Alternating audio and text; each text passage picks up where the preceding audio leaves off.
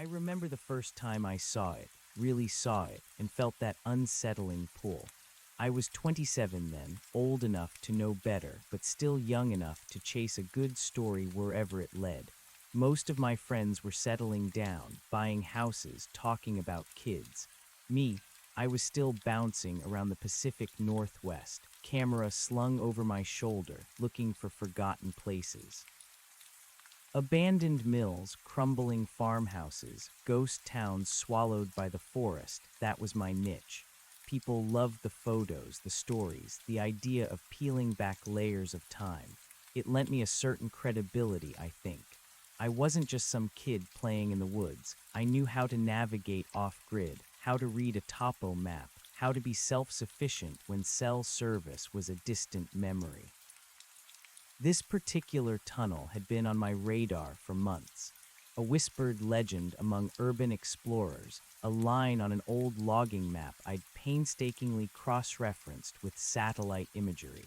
It was tucked deep in the Cascade foothills, far from any paved road, accessible only by miles of overgrown service trails that turned into mud pits after the slightest rain. That suited me just fine. The harder to reach, the less likely I was to run into anyone else. Solitude was both my comfort and, as I would soon discover, my greatest vulnerability.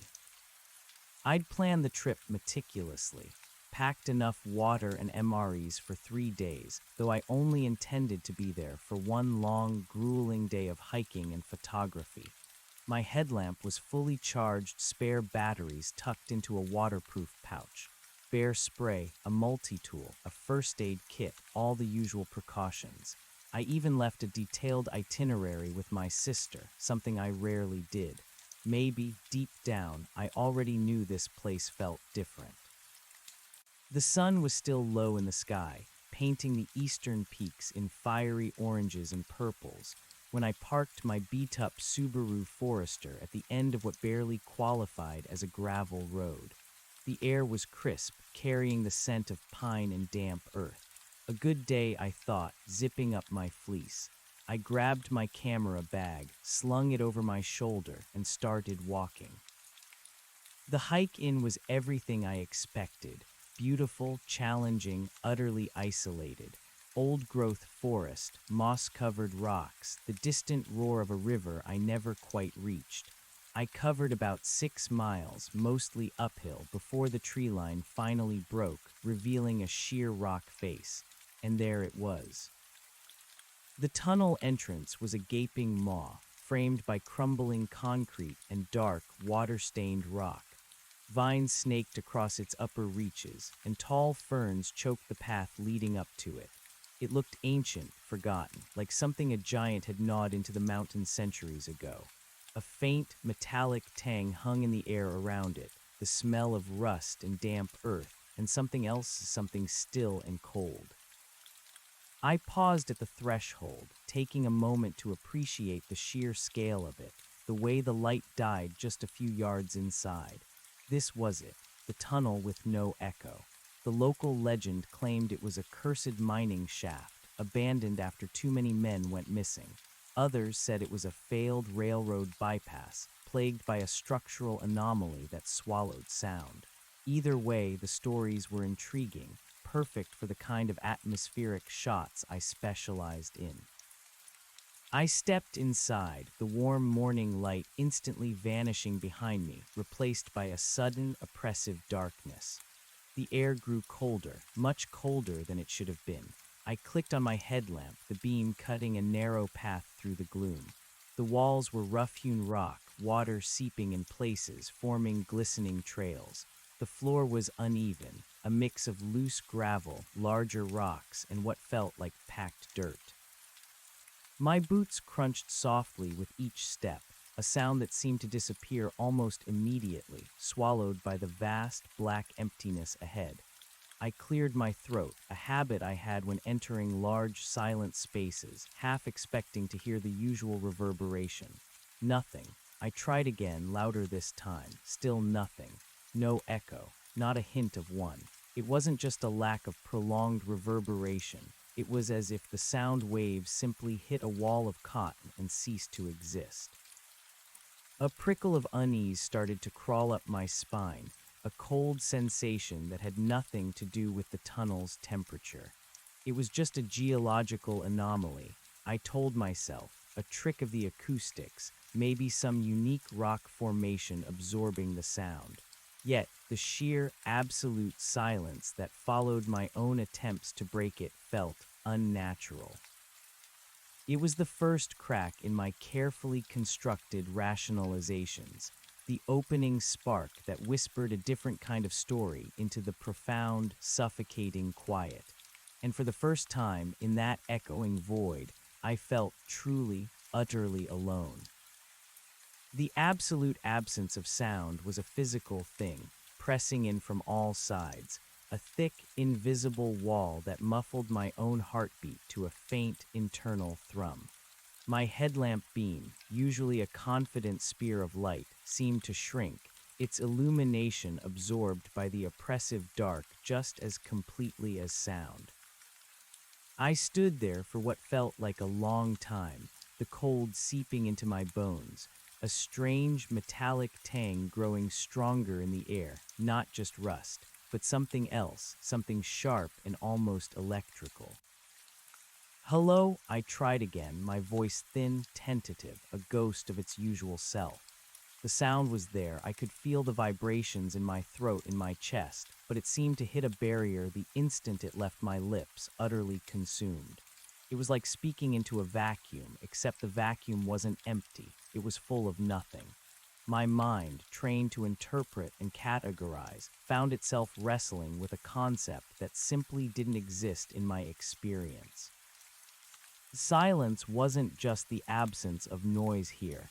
It was an active force, a presence. I took a shaky breath, trying to steady myself. Acoustic anomaly, I repeated internally, clinging to the scientific explanation. Unique rock composition, something about the air density.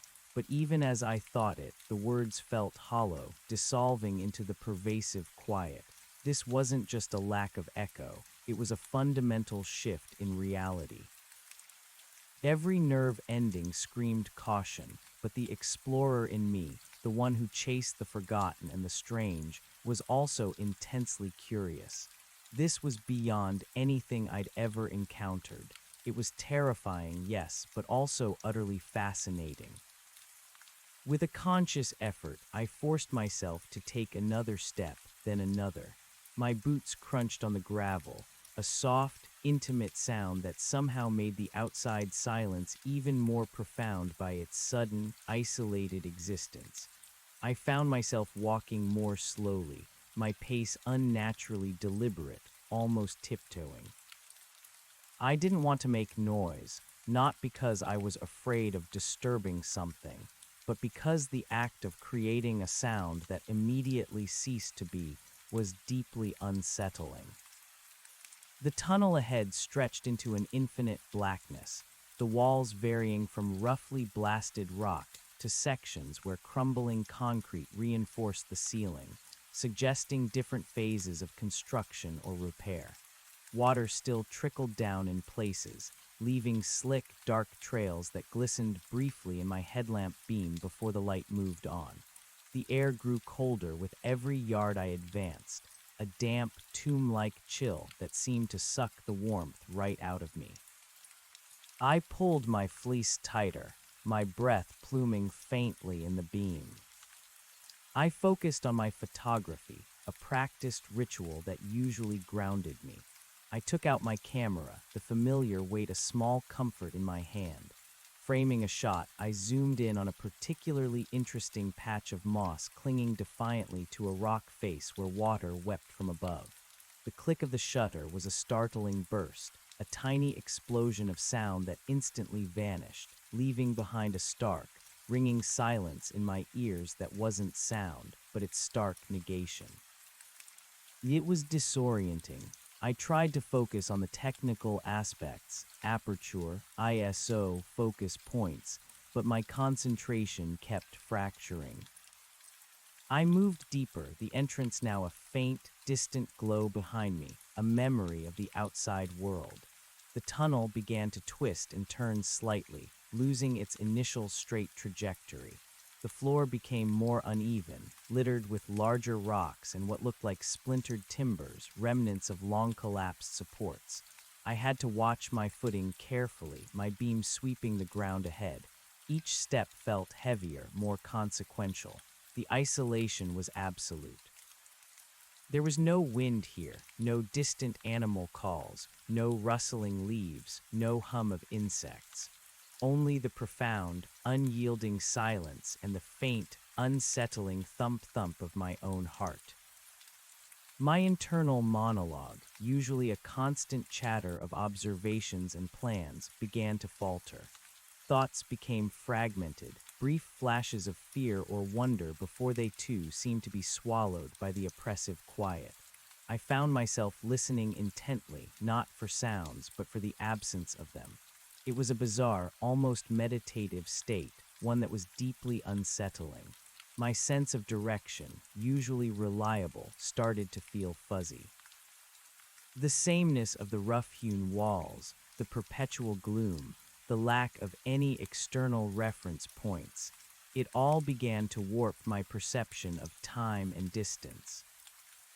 Had I been walking for 10 minutes or an hour, the feeling of cold, the dampness, the metallic scent, these were the only constants. My fingers, even inside my gloves, felt numb. I shivered, not just from the cold, but from a growing, primal dread. This wasn't just a place. It felt like a presence, something ancient and patient, lurking in the darkness. Then I saw it, a faint glimmer far ahead, barely visible at the extreme edge of my headlamp's throw.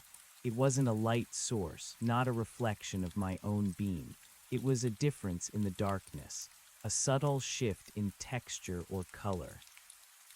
I quickened my pace, a flicker of excitement momentarily overriding the unease. Perhaps it was a cavern, or a side tunnel, or even an exit. As I got closer, the glimmer resolved itself into a strange, almost milky luminescence on the tunnel wall.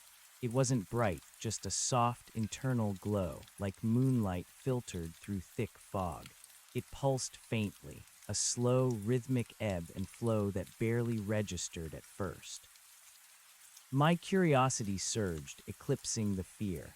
I approached cautiously, my beam cutting through the gloom, revealing a section of the rock face that was utterly unlike the rest of the tunnel.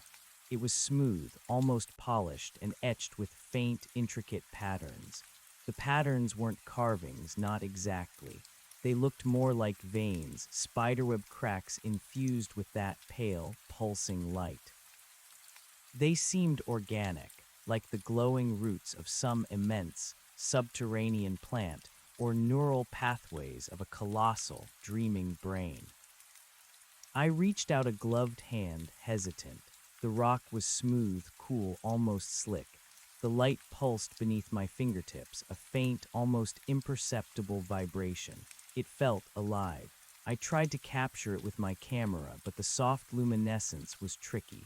The flash, when it fired, was a jarring explosion of light, its sharp crack disappearing instantly, leaving behind a profound echo of silence that made my ears ache.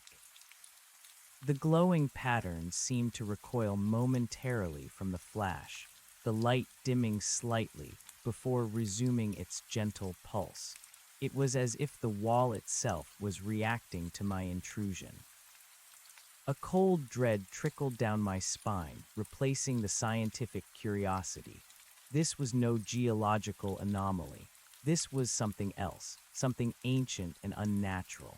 The patterns weren't random. They flowed with a purpose, coalescing into shapes that, in the flickering dance of my headlamp and the wall's own internal glow, began to suggest forms. Not human forms, but something alien, insectoid, with too many limbs, too many angles. They were abstract, yet disturbingly suggestive. I spent a long time there, captivated and horrified, examining the glowing wall. The metallic tang in the air was strongest here, almost acrid like ozone after a lightning strike. The cold was deeper, more penetrating. I felt a strange compulsion to touch the patterns, to trace their glowing lines, but something held me back. A primal instinct screamed danger. As I stared, a new sensation began to creep in. It wasn't a sound, nor a visual hallucination. It was a feeling, a subtle pressure inside my head, like a gentle, persistent hum that wasn't audible. It seemed to resonate with the pulsing light on the wall, a soft, rhythmic thrumming deep within my skull. It wasn't painful, but it was profoundly unsettling, a violation of my internal space. It was as if the tunnel, or whatever was causing these anomalies, was reaching out, attempting to communicate or, worse, to influence. I pulled back sharply, my heart hammering against my ribs. This was too much. This wasn't a place for photographs anymore. This was a place to escape. I spun around, my headlamp beam sweeping wildly, looking for the way back. The tunnel behind me looked exactly like the tunnel ahead, an endless, twisting maw of darkness. Panic, cold and sharp, began to claw its way up my throat. I tried to rationalize it again. Just a headache, too much focus on the light, the strange air. But the rationalizations felt like brittle glass, shattering under the weight of the undeniable strangeness.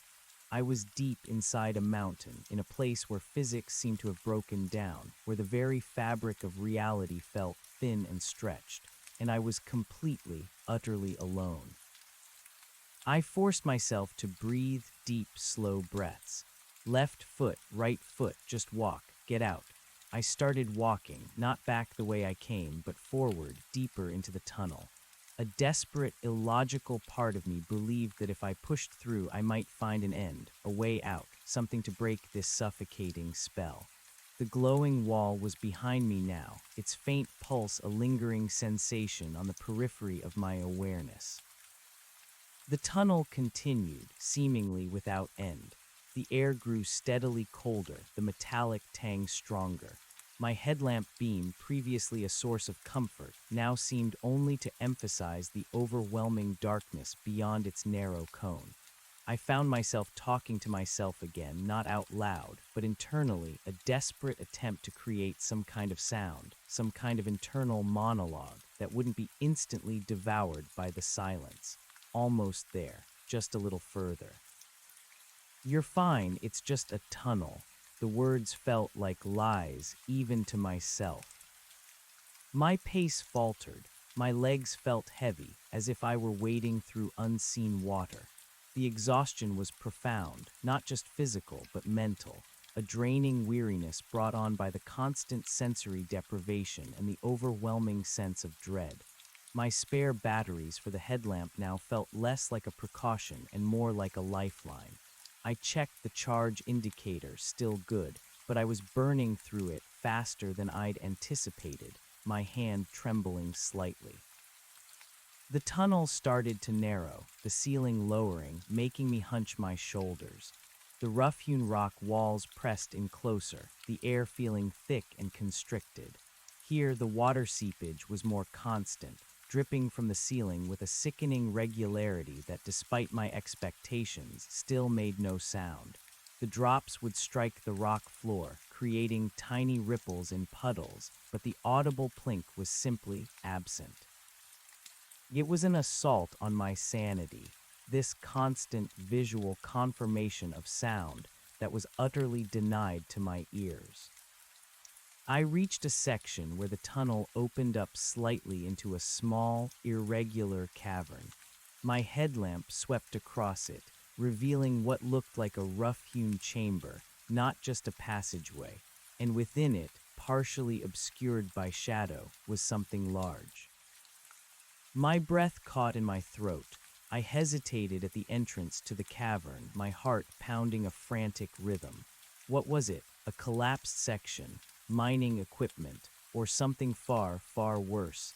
Every instinct screamed at me to turn back, to run, but the morbid curiosity, the desperate need to understand, to see, drove me forward. I stepped into the cavern, my beam cutting through the oppressive darkness. The metallic tang was almost overwhelming here, a stinging sensation in my nostrils, and the cold, it was absolute, a frigid embrace that stole the air from my lungs. There in the center of the cavern was a structure. It wasn't natural rock, nor was it modern human construction. It was dark, darker than the surrounding rock, almost perfectly absorbing the light from my headlamp. It was angular, with sharp, unnerving edges and impossibly smooth surfaces that seemed to drink in the light, leaving no reflection. It was roughly conical, or perhaps pyramidal, rising about 10 feet from the floor, tapering to a blunt, flat top.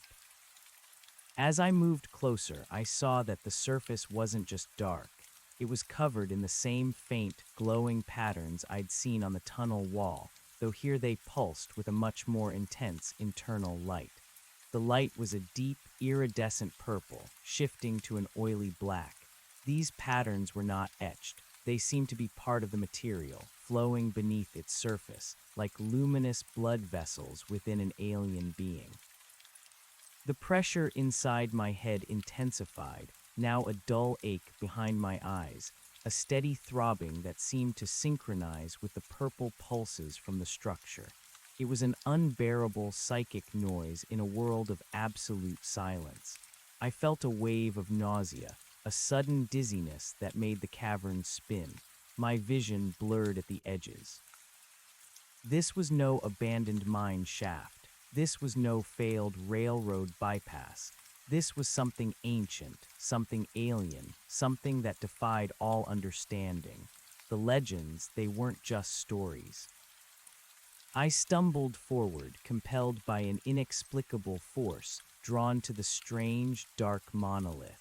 My hand, as if acting on its own, reached out. The air around the structure crackled with an unseen energy, a faint buzzing that I felt more than heard, a vibration in the very marrow of my bones. My fingers brushed against the surface of the monolith. It was impossibly cold, colder than ice, a raw, burning cold that instantly numbed my skin through the glove.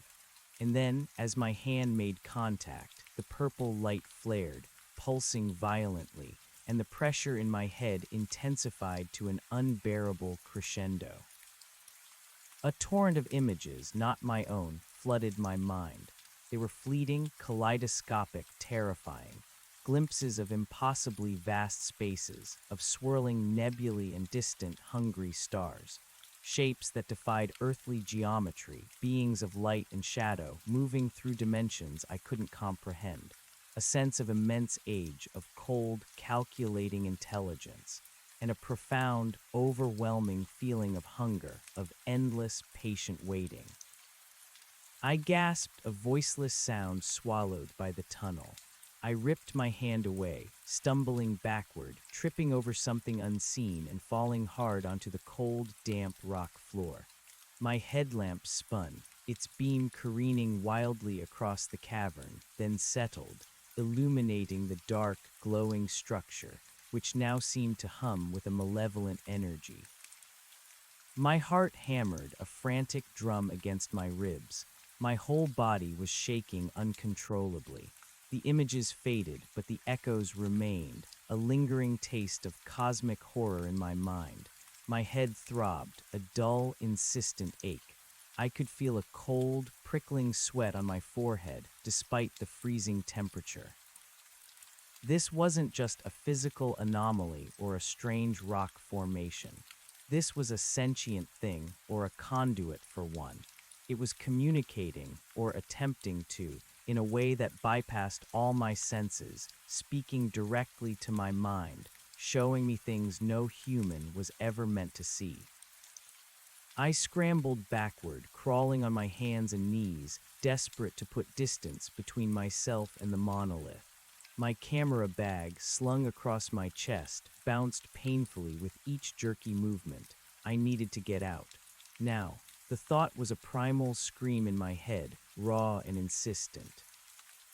I reached the entrance to the cavern, pulling myself to my feet, my legs wobbly beneath me. My headlamp beam seemed feeble, useless against the vast, encroaching darkness. I spun around, disoriented, trying to remember which way was out. The path back seemed impossibly long, fraught with the terror of the glowing walls and the silent, dripping water. And then I saw it, just beyond the edge of the cavern, where the tunnel narrowed again, a faint glow, not the purple light of the monolith, nor the milky white of the glowing wall. This was a different light, a deep, unsettling red. It pulsed faintly, a low, malevolent throb that seemed to be drawing me in. My mind, already frayed at the edges, struggled to process this new anomaly. The red light was coming from deeper in the tunnel, not back towards the entrance. A new discovery, a new horror, deeper in the mountain's embrace. It was an impossible choice. Backtrack through the horrors I'd already encountered, knowing I might be lost, or push forward into an unknown that promised even greater terrors. My breathing was shallow, ragged. My body screamed for rest, for warmth, for sunlight, for sound. Any sound. But there was only the suffocating silence, the metallic tang, and the growing, relentless pressure in my head. The red light pulsed, a silent siren call, promising an answer or perhaps an end. My eyes fixated on the crimson glow. It was a beacon in the absolute dark, terrifying yet mesmerizing. I knew with a horrifying certainty that I couldn't go back the way I came. Not yet. The fear of being lost in the winding, silent corridors, retracing my steps, felt almost as great as the fear of the unknown ahead. Perhaps, just perhaps, the red light signified an end, a different way out, a forgotten shaft leading to the other side of the mountain. It was a desperate hope, fueled by terror and exhaustion, but it was enough to compel me forward. With a final, trembling glance back at the dark monolith, which seemed to watch me with its pulsing, purple eyes, I turned and stumbled towards the sinister red glow. My boots crunched on the gravel, a silent lament in the overwhelming quiet, as I plunged deeper into the heart of the mountain, into whatever nightmare awaited me there. The red light pulsed ahead, a malevolent heart beating in the mountain's chest. It wasn't a steady glow, but a rhythmic throb, dimming and brightening, casting long, shifting shadows that danced like phantoms on the rough-hewn walls. With every pulse, the pressure in my head intensified, a dull, relentless ache that mimicked the rhythm of the light. It felt like my very skull was vibrating, a silent scream trying to escape. I pushed forward, one wobbly leg after the other. My breath came in ragged gasps, but even those seemed to vanish, stifled by the pervasive silence that clung to me like a shroud. The cold was a physical weight, pressing in, stealing the remaining warmth from my limbs. My fingers and toes were numb, my teeth chattered uncontrollably, and a profound weariness dragged at my every movement. The tunnel, or what I now thought of as the mountain's gullet, continued to narrow. The red light, initially a faint promise of something new, grew steadily brighter, washing the rock face in a bloody, infernal hue. The metallic tang in the air sharpened, becoming almost unbearable, like the taste of copper and ozone mixed with something acrid and alien. My stomach churned, and I fought down a surge of nausea. I kept my headlamp on, its white beam a stark contrast to the dominant crimson, though it seemed less effective now, its light swallowed by the powerful red emanations. It felt like I was wading through a dense, unseen fog, every step a monumental effort. The ground remained uneven, a mix of loose rock and damp earth, forcing me to keep my gaze fixed on my feet lest I trip again. As I drew closer, the source of the red light became clearer.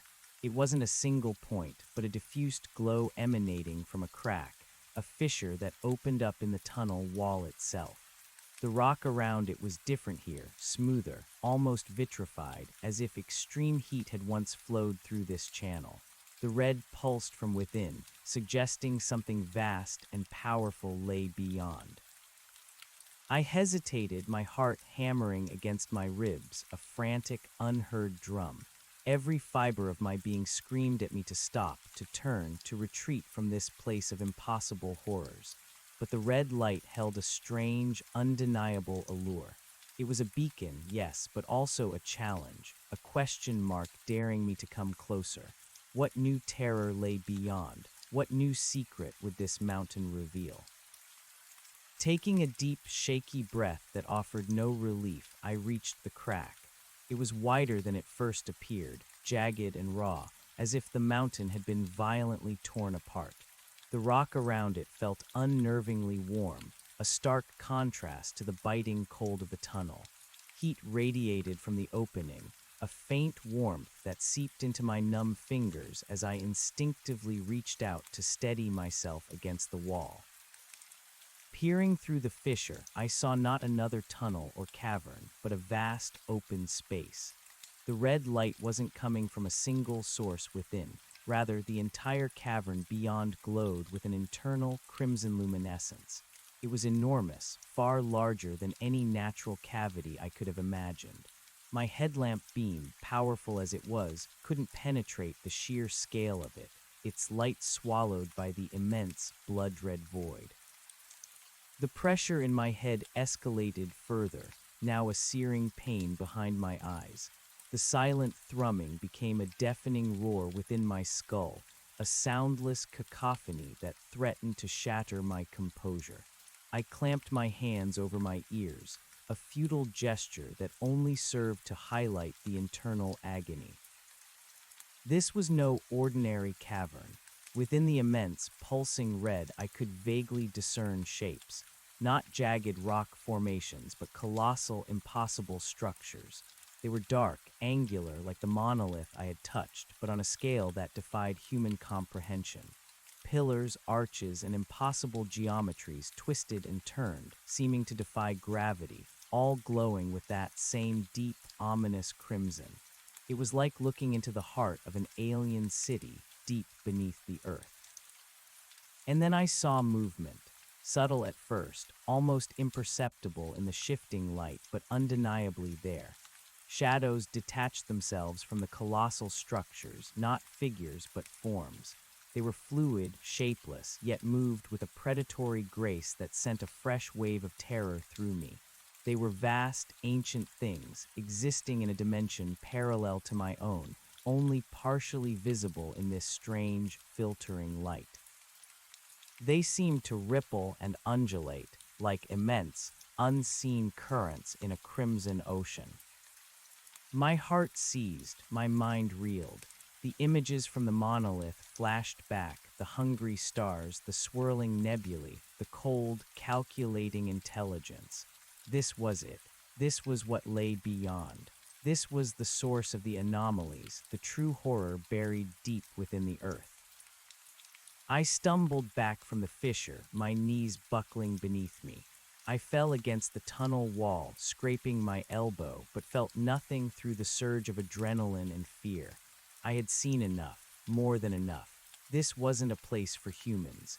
It was a window into something ancient, something cosmic, something utterly, profoundly wrong.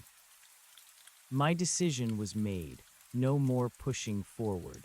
No more desperate hopes for an exit. I had to go back. Back through the silent, dripping corridors, past the glowing, alien walls, past the monstrous monolith. I had to find the entrance, the distant sliver of morning light, and escape this nightmare. Turning clumsily, I started to retrace my steps. My vision swam at the edges, and the pressure in my head was a constant, throbbing agony. Each step was a desperate prayer. The red light from the fissure still pulsed behind me, a silent, mocking eye watching my retreat. The journey back was a blur of fear and exhaustion. The tunnel seemed to stretch endlessly, twisting and turning, mocking my attempts to recall my path. Every shadow seemed to writhe, every drip of unseen water a potential threat. I was acutely aware of the metallic tang, the pervasive cold, and the terrifying silence that amplified my own ragged breathing and the frantic beat of my heart. My headlamp, once a comfort, now felt like a spotlight on my vulnerability.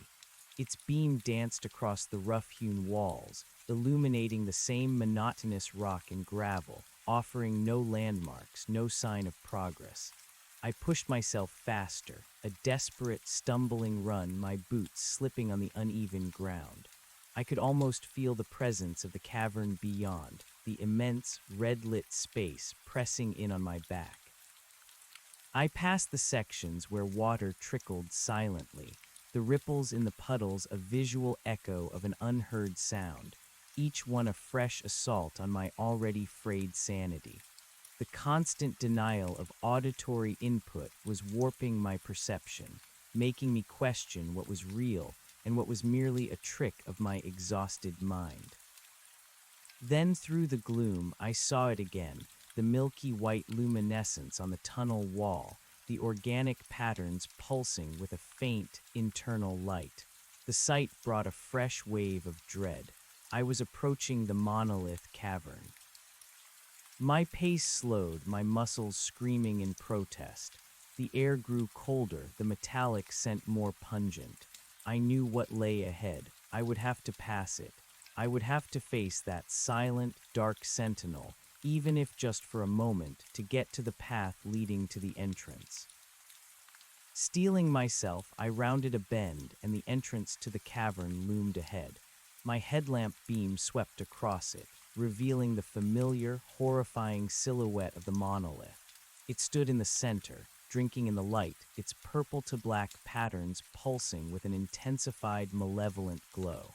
The air around it crackled with unseen energy, a vibration that resonated deep within my bones. The pressure in my head became a piercing shriek. I forced myself to keep moving, hugging the far wall of the tunnel, trying to put as much distance as possible between myself and the structure. My eyes were glued to it, a terrible fascination warring with absolute terror. It seemed to grow larger, to emanate an even deeper cold, to pulsate with a more aggressive, knowing rhythm. It was watching me. I felt its gaze, a palpable weight on my consciousness. As I drew abreast of the cavern entrance, the images from my initial contact with the monolith flooded my mind again, the swirling nebulae, the impossible shapes, the profound hunger. It was trying to reach out, to speak to me, to imprint its alien knowledge onto my mind. I squeezed my eyes shut for a moment, pressing my hands against my temples, trying to block it out. When I opened them again, I saw something new, something that hadn't been there before. At the base of the monolith, partially obscured by its shadow, a pool of liquid had gathered. It wasn't water. It was thick, viscous, and glowed with the same faint, iridescent purple as the monolith's patterns, but here it was more concentrated, more luminous. It oozed slowly, pulsating with a subtle internal light spreading outward from the structure. It looked like blood, but not blood I had ever seen. Alien blood. My stomach heaved. I stumbled, nearly losing my footing, my eyes fixated on the strange, glowing pool. It seemed to be alive, a living extension of the monolith, growing, spreading. A new, more primal fear clawed at me. This wasn't just a static structure. It was active, generating this substance. I tore my gaze away, forcing myself past the cavern entrance, not daring to look back. I didn't want to know what that substance was or what it portended. All I knew was that I had to escape its reach. I pressed on, the memory of the purple ooze searing itself into my mind. The pressure in my head was relentless, a constant, dull throb that made it hard to think, to focus. I was shivering violently now, my whole body racked by uncontrollable tremors, my spare batteries. I needed to check my headlamp, needed to conserve power. My hand shook as I fumbled with the switch, dimming the beam slightly.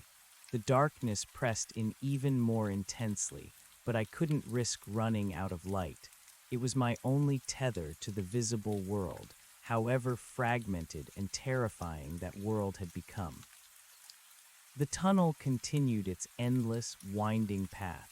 I was utterly disoriented now, my sense of direction shattered. Had I taken this bend before? Was that the same patch of glistening rock? The walls seemed to blur into a monotonous repetition of rough-hewn stone, damp earth, and the occasional crumbling concrete reinforcement. Each footstep was a struggle, each breath a battle against the suffocating silence.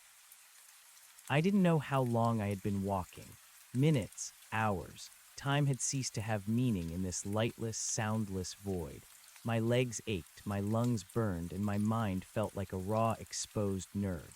The exhaustion was so profound it was almost a physical entity, whispering promises of rest, of surrendering to the cold, the dark, the silence. But the memory of the crimson cavern, of the monolithic structures, and the ominous purple ooze spurred me on. I could not stop.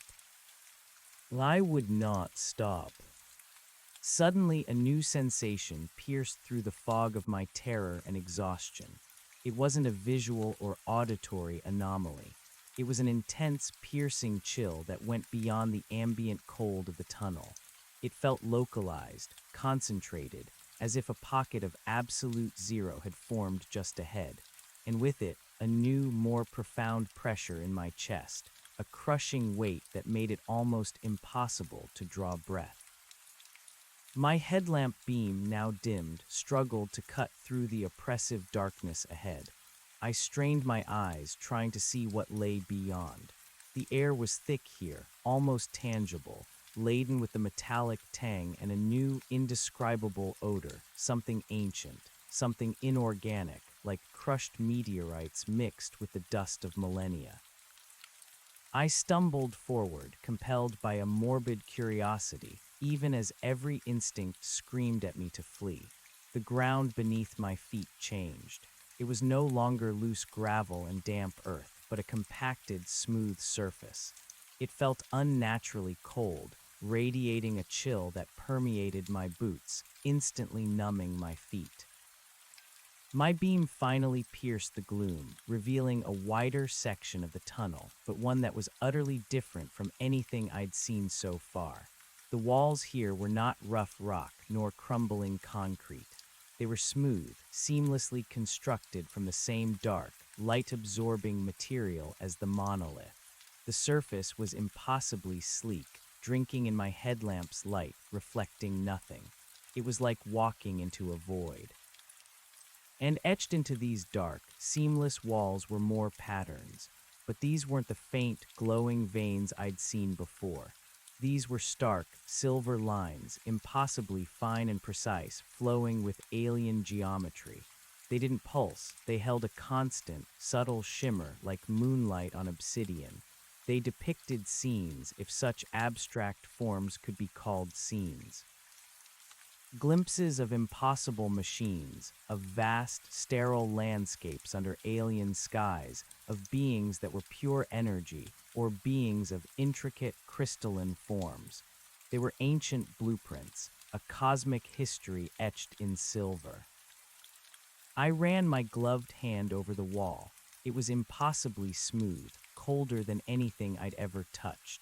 The silver lines felt raised, like finely spun wire embedded in the surface. As my fingers traced them, a new wave of images, colder and more precise than those from the monolith, flooded my mind. These weren't chaotic flashes of terror. They were deliberate, structured thoughts, ancient data streams. I saw the tunnel not as a natural formation or a failed human endeavor, but as a deliberate conduit, a network, a vast interconnected system that permeated the earth, linking multiple points, multiple structures. It was a transportation system, a communication network, a power grid, but not for humans, for them, the beings of light and shadow, the ancient intelligence. The crushing pressure in my chest intensified, making it nearly impossible to breathe. I felt a profound sense of despair, of insignificance. This mountain, this world, was merely a shell, a host for something unimaginably vast and old. We, humanity, were simply parasites, unaware of the true residents beneath our feet. My head snapped up, a faint, almost imperceptible shift in the light ahead. Something was different. The seamless, silver-etched walls continued, but the tunnel itself was no longer a continuous path. It ended. It ended in a massive, circular shaft. My headlamp beam, even at its brightest, couldn't illuminate the bottom. The shaft descended into absolute blackness, a chasm that seemed to pierce the very core of the earth. The air here was still, utterly devoid of any movement, any whisper. The cold was unbearable, a physical pain that froze the marrow in my bones. But it wasn't just a pit. Around the rim of the shaft, where the seamless walls met the edge of the abyss, were countless identical openings. Tunnels, precisely cut, leading off into the darkness, branching out like the spokes of a colossal wheel. A network, a truly vast, subterranean network, spreading in every conceivable direction. This was a junction, a central hub. And in the center of the shaft, suspended in midair, was a device. It was enormous, a complex assembly of dark, light-absorbing material and glowing silver conduits, similar to the patterns on the walls. It pulsed faintly, not with the purple or red light I'd seen before, but with a deep, unsettling blue. The blue light cast shifting, geometric shadows on the impossible walls, making the entire chamber feel like a living, breathing machine. The device was shaped like a massive, inverted pyramid, its base facing upwards towards me, its point descending into the endless blackness of the shaft. Intricate silver lines, like glowing circuitry, covered its surface, humming silently with unseen power. It was ancient, yet perfectly preserved, untouched by time or decay. It was a masterpiece of alien engineering. And then I saw them. Not the vague, shifting forms of the red cavern, but distinct, terrifying presences. They were semi-transparent, shimmering in the blue light like distortions in the air itself. Tall, slender, with multiple limbs that seemed to writhe and flow, and heads that were mere suggestions of form, devoid of eyes or mouths. They moved with a chilling grace, drifting silently between the glowing device and the various tunnel entrances, seemingly oblivious to my presence. Or perhaps they were aware, but simply didn't care. They weren't walking, they were gliding effortlessly, silently through the air.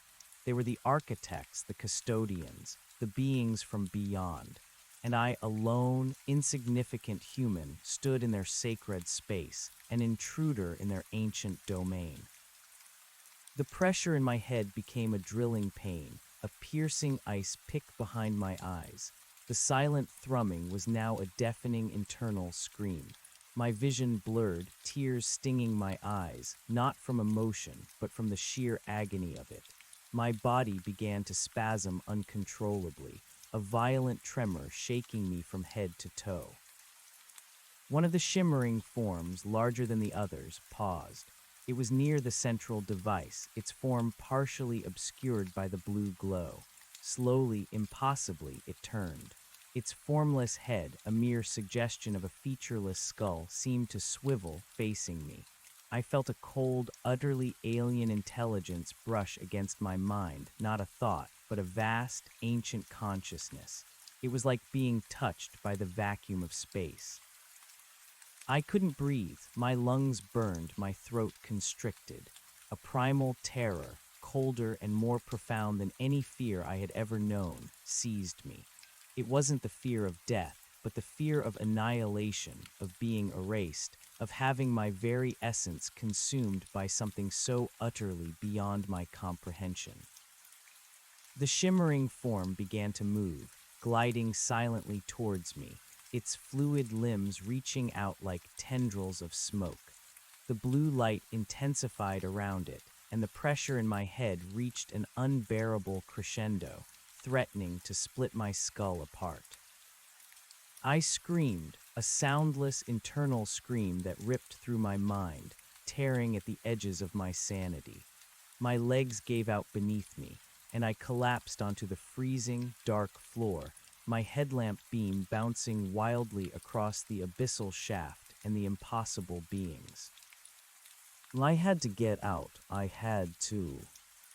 With a desperate, animalistic surge of adrenaline, I clawed at the smooth, dark floor, trying to scramble backward, away from the approaching horror. My body refused to obey, racked by tremors and the overwhelming mental assault. My camera bag, still slung across my chest, felt like a lead weight. The creature was closer now, its shimmering form almost upon me. I could feel its cold, alien presence, the chilling hum of its being, touching my very soul.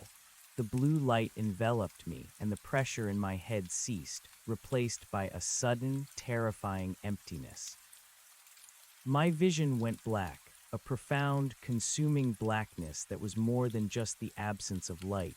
It was the absence of everything: sound, sight, sensation, even thought. I felt myself falling, spiraling into an infinite void, my consciousness unraveling, dissolving into nothingness. I was gone. Or so I thought. A flicker, a tiny, insignificant spark of awareness, deep within the crushing void. A memory of sunlight, of the scent of pine, of my sister's face. It was faint, almost extinguished, but it was there. A stubborn, defiant ember in the face of absolute annihilation. It fought against the engulfing darkness, against the silent emptiness, clinging to the last vestiges of myself. Then slowly, agonizingly, sensation began to return. Not sight, not sound, but a coldness. A penetrating, bone-deep cold that seeped into my very core. And then a pressure. Not the mind-shattering psychic assault, but a physical pressure, a weight, on my back, on my limbs. I was lying on something hard and cold. My eyes were still closed, or perhaps still blind in the absolute darkness. My body ached, a deep, persistent throb in every muscle and joint. My head throbbed with a dull, persistent ache, a ghost of the agony it had just endured. I tried to move, to open my eyes, but my limbs felt heavy, unresponsive. It was like waking from a deep, drugged sleep, the world a distant, indistinct hum. A new sensation, water, not dripping but pooling around me, seeping into my clothes, chilling me further, and a faint, metallic tang in the air, the familiar, sickening smell of the tunnel. I was still here. I hadn't been consumed, hadn't been annihilated. I had somehow survived. With a monumental effort, I forced my eyelids open. Absolute blackness. No light. My headlamp. It was gone. Must have come off when I fell. Panic, cold and sharp, pierced through the lingering fog of unreality. I lifted a hand, fumbling blindly in the dark. My fingers brushed against something. Cold, wet rock. Then something else. Fabric, the sleeve of my fleece, my camera bag. It was still there, but it felt twisted, heavy. I started to feel around, slowly, cautiously, my fingers numb with cold. Water sloshed around my hand. The cold, wet rock. My hand moved higher, exploring my surroundings. It was a narrow space, confined. The ceiling was low. I could feel rough, jagged rock just inches above my face. I wasn't in the main tunnel anymore. I was in a small, cramped space, partially submerged in icy water. It felt like a small alcove, a niche carved into the side of the tunnel. How did I get here? Had I crawled, or had something moved me? A shiver, not of cold, but of profound dread, coursed through me. The memory of the shimmering beings, of the abyssal shaft, of the colossal, humming device, rushed back with sickening clarity. What had happened? Why was I alive? Why was I here? I tried to push myself up, to sit, but my muscles screamed in protest.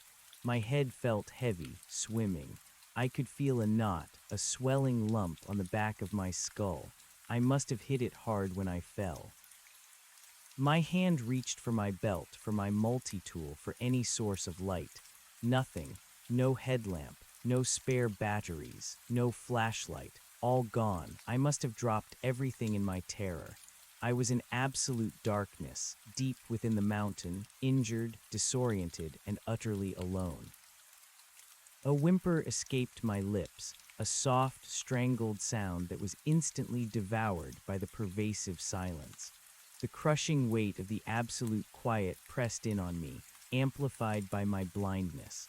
Without light, without sound, my world had shrunk to the cold, wet confines of this small, dark space. I forced myself to breathe, to calm the rising tide of panic. Think, what do I have? What can I do?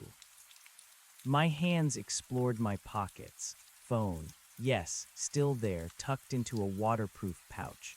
I fumbled it out, my numb fingers struggling with the zipper. Even if it was still charged, there would be no service. But maybe the screen could provide a faint, temporary light, a lifeline. I pressed the power button. Nothing. The screen remained stubbornly black, dead or frozen, or simply too cold to function. Despair threatened to engulf me. I slumped back against the cold, wet rock, defeated. My last hope for light, for a connection to the outside world, was gone. I was truly stranded. The cold was seeping deeper now into my very core. My teeth chattered violently, my whole body shaking. Hypothermia. It was a real danger. I needed to move, to generate some warmth, but the thought of moving in this absolute darkness, not knowing what lay around me, what lay within the tunnel, was paralyzing. I listened for anything, for a drip of water, for a scuttle of rock, for the faintest whisper of movement. Nothing. Only the deafening, oppressive silence that seemed to have returned with a vengeance. It was a shroud, a suffocating blanket that pressed in from all sides, amplifying my terror. Then a new sensation, a faint, internal thrum. It was barely there, a ghost of the psychic pressure I had felt before, but it was enough to make the hair on my arms stand on end. It was distant, attenuated, but undeniable. The mountain was still awake. The things within it were still active. I was trapped, alone, in the dark, in the cold, surrounded by impossible alien horrors.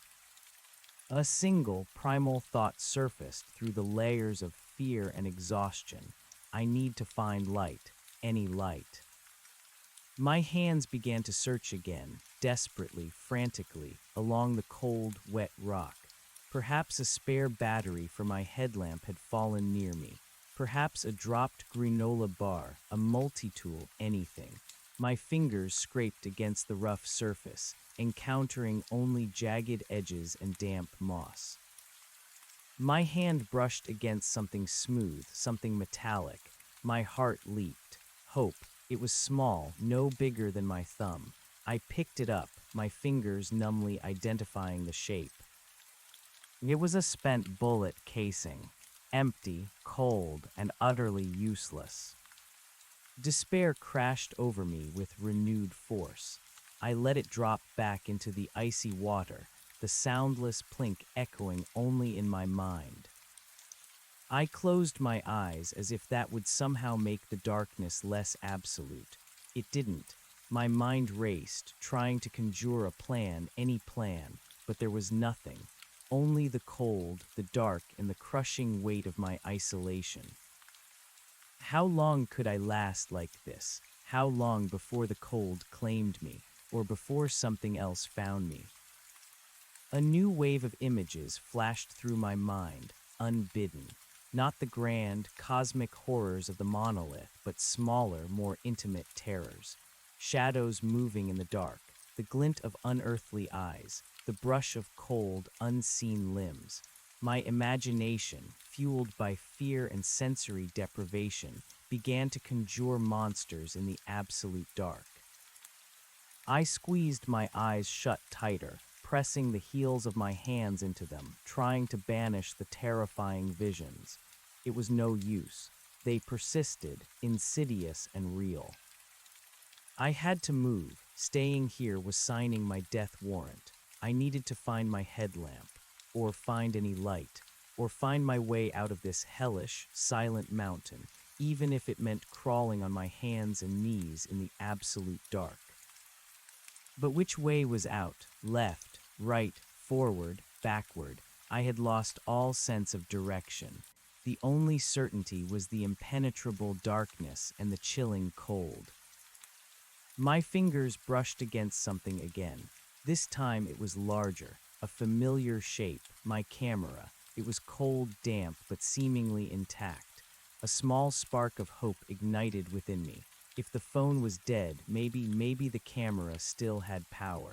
It had a built-in flash, a small but powerful light source.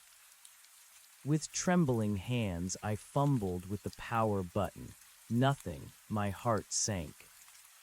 Then a flicker, a tiny, almost imperceptible green light deep within the camera's menu. It was alive, or at least it had a residual charge. A wave of relief, so potent it made my knees weak, washed over me. It wasn't much, but it was something. A thread, however thin, connecting me back to the world of light. My fingers, still numb, fumbled with the settings, trying to activate the flash or even just the LCD screen. The green light pulsed, a silent promise, but the camera felt sluggish, unresponsive to my commands. It was dying slowly in the cold, damp dark. I had to hurry. This was my last chance, my only chance. With renewed urgency, I pressed buttons, blindly twisting dials, my brain screaming for it to work. The camera gave a faint, protesting whine, and then a burst. Not the flash I was hoping for, but the faint, ghostly glow of the LCD screen. It wasn't bright, barely enough to illuminate my immediate surroundings, but it was light. A dim, sickly blue-white light that cut through the oppressive darkness, revealing the confines of my small, watery niche. I was indeed in a small alcove, barely larger than my body, carved roughly into the tunnel wall. Water seeped from every crack, creating a cold, shallow pool at my feet. The rock was rough, jagged, and glistened with moisture. And directly in front of me, illuminated by the faint glow of the camera screen, was the main tunnel, a gaping, black maw stretching into an infinite, terrifying void. The light was weak, but it was enough to see, enough to move, enough to formulate a plan. I wouldn't be able to find my headlamp with this, but I could use the camera screen as a momentary guide, carefully illuminating a few feet ahead, then moving, then illuminating again. It would be slow, painful, but it was a way. I held the camera up, its faint glow casting long, dancing shadows on the tunnel walls. The green light of its power indicator flickered ominously, a warning that my time was running out. I needed to make every moment count. I needed to escape. Now. With a final, desperate surge of will, I pushed myself up, my muscles screaming in protest, my teeth chattering uncontrollably. My legs felt like jelly, but I forced them to hold my weight. I took a deep, shaky breath that offered no relief from the biting cold or the metallic tang. My eyes, adjusting to the dim, blue-white glow, scanned the tunnel ahead. Which way? Back towards the abyssal shaft and its horrors, or forward towards the direction I had thought was the way out. Panic threatened to overwhelm me again. I was utterly disoriented. Every direction seemed equally fraught with danger, equally likely to lead me deeper into the mountain's embrace. Then a familiar sound, faint but unmistakable despite the prevailing silence. It wasn't a true sound, not an echo, but a visual, tactile sensation of one. A ripple, a distant ripple in a puddle ahead, a faint shimmer on the surface of still water, illuminated by my dim camera screen. It was moving. Something was moving. And it was coming towards me. My breath caught in my throat. I froze, every nerve ending screaming with terror. The silence around me suddenly felt heavier, more predatory. I couldn't hear it, but I could feel its approach, a growing pressure in the air, a subtle vibration that I sensed more with my bones than my ears. The camera screen flickered, threatening to die. I pressed it closer to my chest, desperate to preserve its meager light. My heart hammered against my ribs, a frantic, unheard drum. What was it? The shimmering beings from the shaft. Something else. Something born of this place of cosmic horror and impossible physics. I couldn't run, not with this light, not with my injuries, not with my disorientation. My only option was to hide, to try and become one with the rock, to pray that whatever was coming would pass me by. I stumbled back into the small alcove, pressing myself against the cold, damp rock, trying to disappear into the shadows that the camera's weak glow created. I held my breath, my body rigid, listening, straining, feeling for the approaching presence. The ripple in the puddle grew stronger, closer. It was definitely moving towards me, and then I saw it.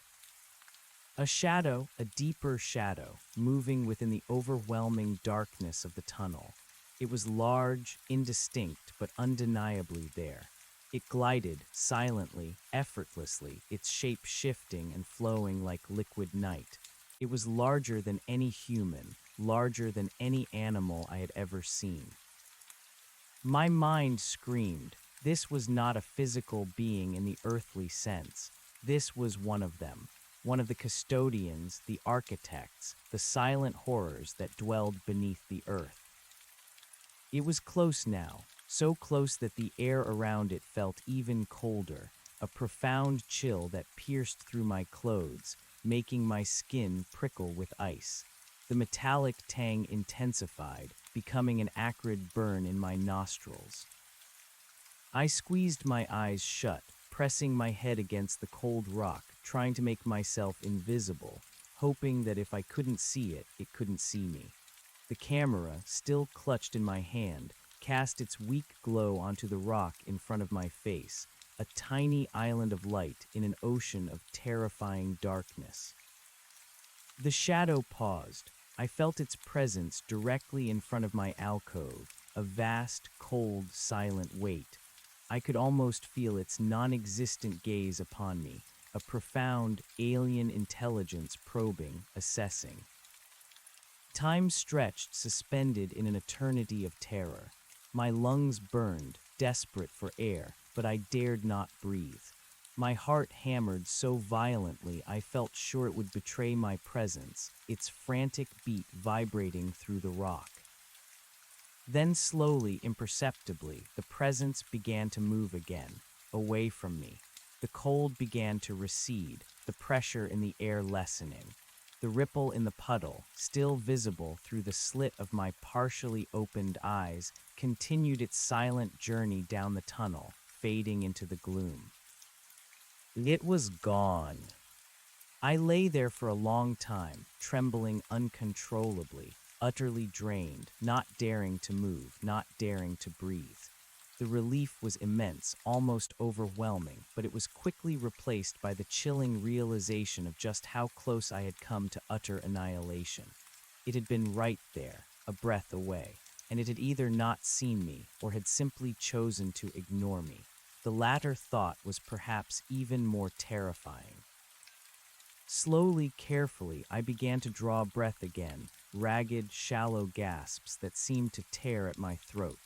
My body was still shaking violently, but the immediate terror had subsided, leaving behind a cold, desolate exhaustion. I opened my eyes fully. The camera screen still glowed faintly, a beacon in the oppressive dark. I was still alive, still here. The encounter had drained me, but it had also solidified my resolve. The encounter had drained me, but it had also solidified my resolve. I was not going to die in this place. Not like this. Not after seeing what I had seen. The camera, still clutched in my trembling hand, was my only lifeline, its faint, blue-white glow a fragile shield against the encroaching void. The green power indicator flickered more rapidly now, a stark reminder of my dwindling time. I needed to move, I needed a plan. My immediate surroundings were a small, water-filled alcove. To my left and right, the main tunnel stretched into impenetrable blackness. I had been heading away from the central shaft and its horrifying inhabitants, back towards what I hoped was the way out. But my disorientation was absolute. Had I gone past the monolith again? Was the red cavern behind me, or ahead? My mind was a jumble of terrifying images and fractured memories. With immense effort, I pushed myself out of the alcove, the icy water sloshing around my boots, sending a fresh wave of bone-deep cold through me. My legs were unsteady, protesting every movement, but I forced them to carry my weight. I held the camera out, its dim light revealing the rough-hewn rock walls immediately in front of me. Every shadow seemed to writhe, every patch of glistening moss seemed to hold a hidden threat. I scanned the floor directly around my alcove, hoping for a miracle. Perhaps my headlamp had fallen nearby, or my spare batteries. The camera screen, barely illuminating a 2-foot radius, showed only damp gravel, small puddles, and the occasional splintered timber. Nothing. My heart sank, but I couldn't afford to dwell on it. I needed to decide on a direction. Going back towards the central hub, where the shimmering beings resided, felt like a suicidal plunge into the abyss. The red cavern, the abyssal shaft, the silent, gliding horrors, no, not unless it was the absolute last resort. I had been heading what I thought was back towards the entrance. It was a gamble, but it was the only one that offered a semblance of hope. Forward, I whispered, the soundless word a rasp in my dry throat. Just keep going forward. I began to move painstakingly slowly, using the camera screen as a makeshift torch. Step, illuminate, scan, step, illuminate, scan. The process was agonizingly slow, each movement a profound drain on my already depleted energy. The camera's flickering green light was my constant companion, a fragile promise of vision that might be extinguished at any moment. The tunnel ahead was a monotonous repetition of rough-hewn rock and damp earth. The cold was relentless, seeping into my very bones, despite my layers of fleece and waterproofs. My teeth chattered, my body convulsed with shivers, and my muscles ached with a deep, persistent throb. The metallic tang in the air remained, a constant, unpleasant taste in my mouth, occasionally sharpening to an acrid burn that stung my nostrils. I focused on the physical act of moving, trying to keep my mind from spiraling into despair. One foot in front of the other. Don't look at the endless blackness beyond the camera's meager glow. Don't listen to the deafening silence that pressed in from all sides. Just move. My eyes strained in the dim light, searching for any sign, any landmark that might trigger a memory, a sense of direction. But the tunnel seemed to deliberately deny me. Every bend looked the same, every section of wall a mirror image of the last. It was a cruel, endless labyrinth designed to break the mind. After what felt like an eternity, the camera screen flickered violently, then dimmed even further. The green power indicator went out completely. My heart leaped into my throat. No, not now, not yet. I frantically shook the camera, pressing the power button again and again. Nothing. The screen remained stubbornly black. The world plunged into absolute, suffocating darkness. Panic, cold and sharp, threatened to consume me. My breath hitched, my chest tightened, and a silent scream tore through my mind. This was it. This was the end. Lost, blind, alone. I slumped against the tunnel wall, sinking to the ground, my body racked by tremors. The cold, wet rock pressed against my cheek, and the metallic tang filled my nostrils. The silence was absolute, a crushing weight that stole the air from my lungs. How could I move? How could I find my way out? What if I walked right into a pit? What if I bumped into another one of them? The thought sent a fresh wave of terror through me, making my stomach clench. I closed my eyes as if that would somehow lessen the impact of the blackness. It didn't. My mind, already frayed, began to conjure images, the shimmering forms, the colossal monolith, the vast red cavern. They swirled and twisted, each one a fresh assault on my sanity. "No," I whispered, the word barely a breath, swallowed instantly. "I won't give up." I had to try. I couldn't just sit here and wait to die. My resolve, though battered, was not yet broken. I forced myself to sit up, to regain some semblance of control. My hands, numb with cold, began to explore the ground around me. Slowly, painstakingly, I crawled forward, feeling for the tunnel wall with one hand, sweeping the ground in front of me with the other.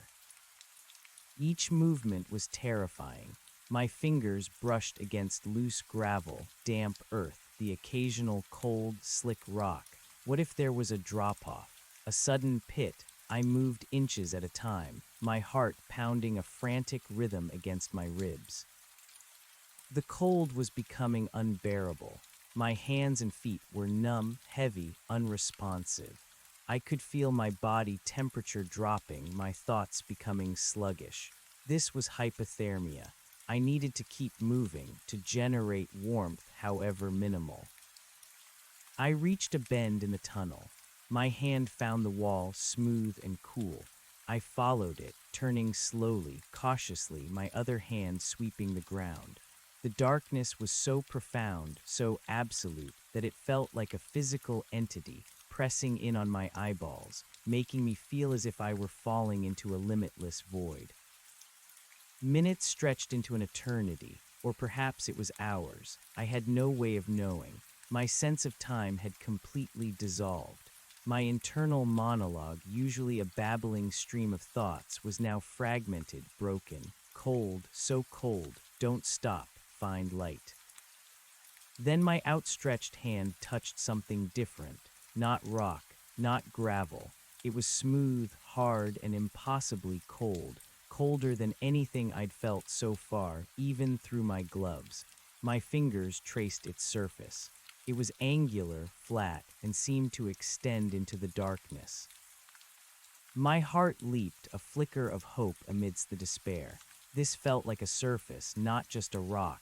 Maybe it was part of some structure, something left by the original miners, a piece of metal equipment, a door. I fumbled further, my numb fingers exploring the object. It was wide, tall, and its surface was incredibly smooth, radiating a profound chill. As my hand moved across it, I felt a faint, subtle vibration, a low hum that I perceived more with my bones than my ears. It wasn't the mind-shattering thrum of the monolith, but a mechanical, almost technological vibration. Suddenly, a faint, internal glow erupted from the surface beneath my fingers. A hairline crack, barely visible, pulsed with a soft, milky white light.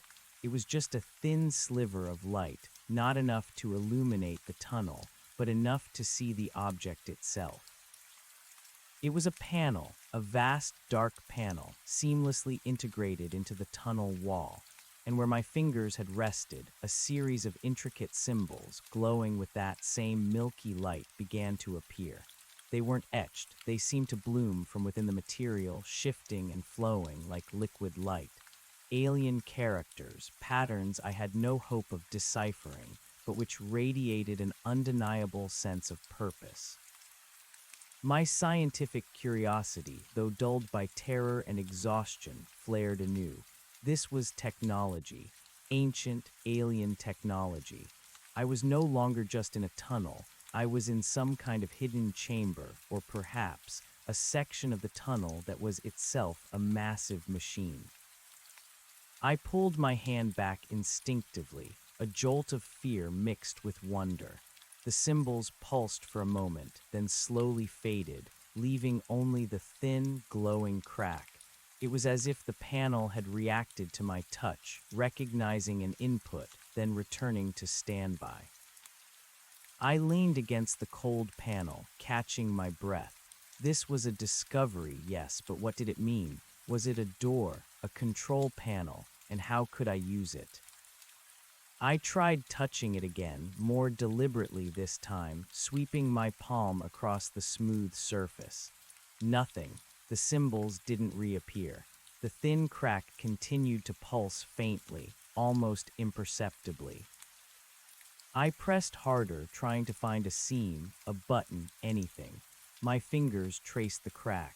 It was a single, continuous line, curving slightly upwards. I followed it, my eyes straining to discern its path in the dim glow. It led to a faint indentation, a circular depression in the seamless surface. Hesitantly, I pressed my thumb into the depression. For a moment, nothing happened. Then, with a soft, almost imperceptible thrum that I felt deep in my chest, the entire panel began to glow. Not just the crack, but the entire surface, radiating the same milky white light. The alien symbols reappeared, not only where I had touched, but across the entire panel, forming a complex, interwoven tapestry of light. The light was still dim, but it was enough to see.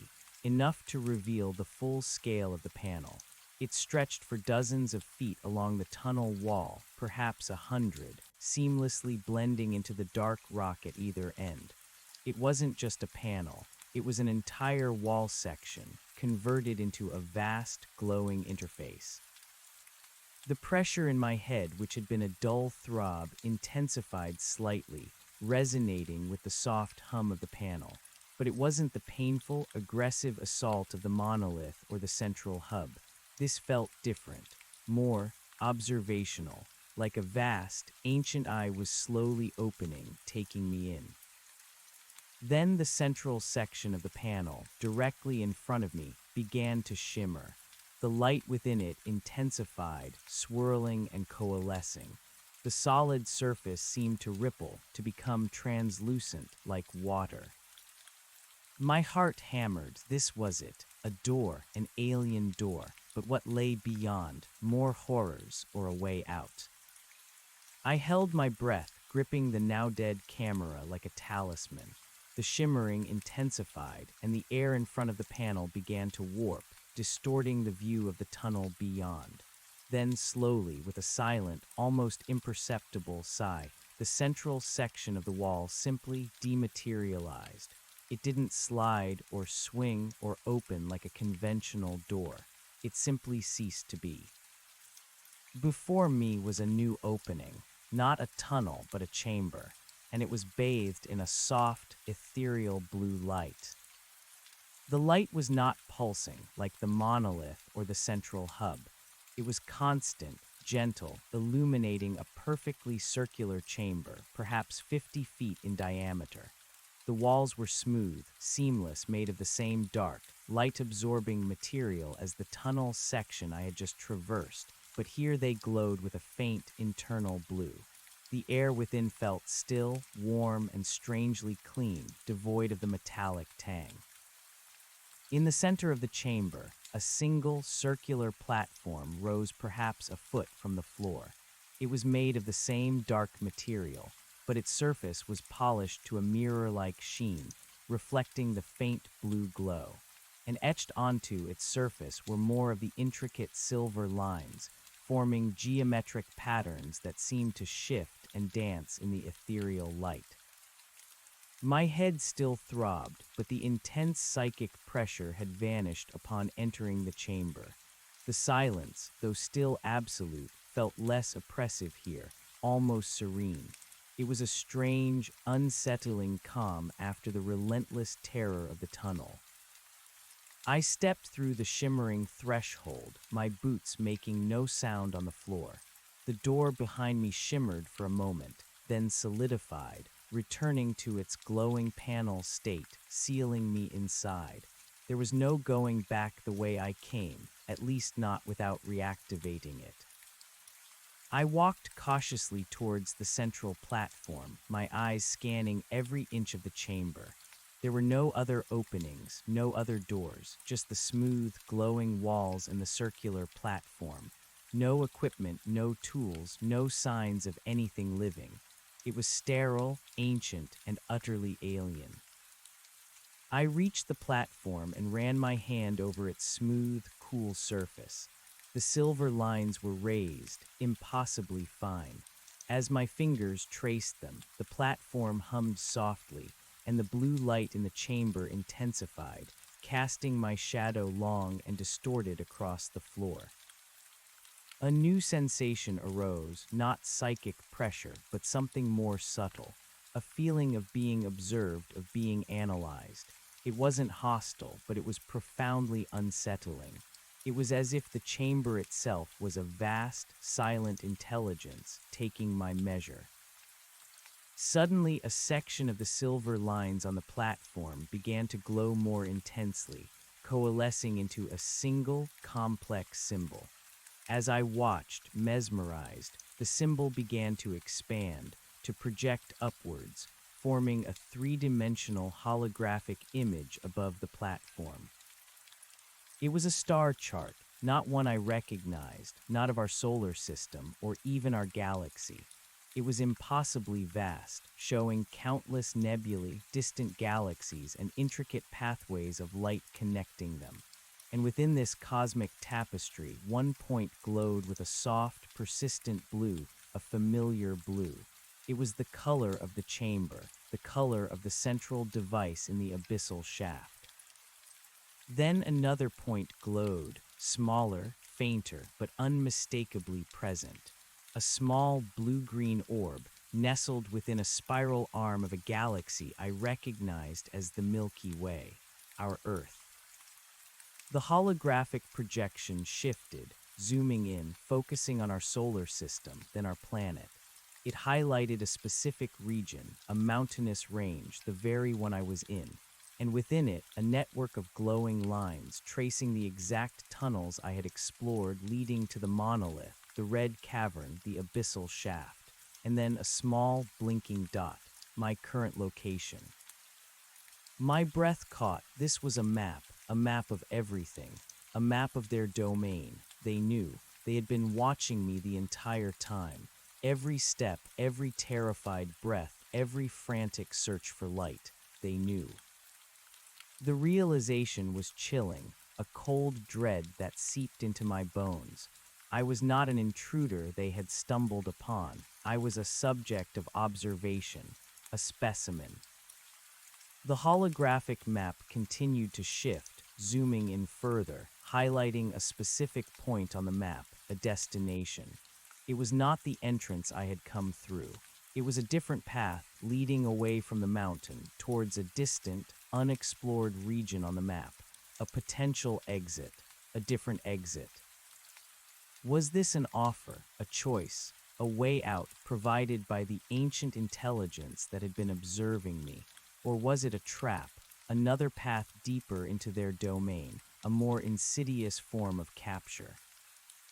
My mind raced, trying to decipher the intent. This entire place, this network, was clearly designed by a superior intelligence. The door opening, the clean air, the lack of immediate aggression from this chamber, it all felt like a carefully managed encounter. Perhaps they had allowed me to get this far. Perhaps they were testing me. I looked at the glowing blue dot that represented me, then at the glowing destination point on the map. It was a long journey through twisting, unknown tunnels, away from the horrors I had already faced. But it was a way. It was a path that didn't lead back to the shimmering beings or the hungry monolith. The cold was still there, but less intense in the chamber's warmth. My exhaustion was profound, my head still ached, but a flicker of hope, however fragile, began to grow. This was a choice. my first real choice since entering this nightmare. I raised my hand slowly, tentatively, towards the holographic map. My fingers brushed against the shimmering light, feeling nothing, no physical resistance. I moved my finger towards the blinking dot that marked my location. As I did, the map zoomed in slightly, as if anticipating my intent. Then I dragged my finger towards the glowing destination point. As my finger touched the destination, the entire platform hummed louder, and the blue light in the chamber intensified further. The holographic map dissolved, replaced by a single, complex alien symbol glowing brightly above the platform. It pulsed, slowly, rhythmically. And then a new opening shimmered into existence in the far wall of the chamber. It was identical to the one I had entered through, a shimmering, translucent portal revealing a dark tunnel beyond. This tunnel, however, was not rough-hewn rock. It was lined with the same dark, seamless material, glowing with a faint, steady blue light, like the chamber itself. A way out or a way forward into a new unknown. The decision had been made. I walked towards the new opening, my steps more confident now, despite my aching body. I was still terrified, still exhausted, but there was a purpose now, a direction. The promise of an exit, however alien and uncertain, was enough to fuel my resolve. As I approached the shimmering portal, the air grew colder again, the metallic tang returning, albeit faintly. This tunnel was different, yes, but it was still part of their domain. The serenity of the blue chamber faded, replaced by the familiar sense of dread. I stepped through the portal. It was like walking through a veil of cold, shimmering water. The portal solidified behind me, sealing me off from the blue chamber, committing me to this new path. The tunnel was narrow, perfectly smooth, and perfectly dark, save for the faint, internal blue glow emanating from the walls themselves. It felt sterile, manufactured, not carved. The air was still, heavy with the metallic tang, and the cold was biting. It was colder here than any part of the mountain I had encountered, save for the abyssal shaft itself. My breath plumed faintly in the blue light. The profound silence returned, a suffocating blanket that pressed in from all sides, amplifying my every ragged breath, every beat of my heart. The cold was unbearable, quickly seeping through my layers, numbing my exposed skin. I pulled my fleece tighter, but it offered little protection against this unnatural chill. I started walking, my steps echoing soundlessly in the manufactured tunnel. My camera, still clutched uselessly in my hand, was now just a weight. I had to focus on the path, on the blue glowing walls, on the faint hope that this path truly led to an exit. The tunnel continued in a perfectly straight line for what felt like miles. It was a monotonous, sterile corridor, devoid of any features, any change, just the endless, unwavering blue light from the walls and the profound cold. The exhaustion began to overwhelm me again, a heavy, dragging weight on my limbs. My eyelids felt heavy, my thoughts sluggish. I knew I couldn't stop, not here, not in this frigid, sterile corridor, but my body was failing. My legs trembled uncontrollably, threatening to give out beneath me. My mind, deprived of external stimuli and ravaged by fear, began to play tricks on me. I saw faint, shimmering figures in the periphery of my vision, heard phantom whispers in the absolute silence. Suddenly, the tunnel ahead began to change. The blue light from the walls flickered, becoming unsteady, pulsating faintly. The smooth, seamless walls began to show faint cracks, minute fractures that seemed to spiderweb across the dark material. The cold intensified, becoming a raw, burning pain in my lungs with every breath. And then a new sensation, a sound. Not a sound I could hear with my ears, but a profound, resonant vibration that seemed to originate from the very rock of the mountain. A deep, guttural thrumming, growing steadily louder, seeming to emanate from all around me. It was the deepest note of a cosmic chord, a silent roar that vibrated through my teeth, my bones, my very soul. The blue light from the walls became frantic, pulsing erratically, casting wild, dancing shadows that stretched and contorted into monstrous shapes.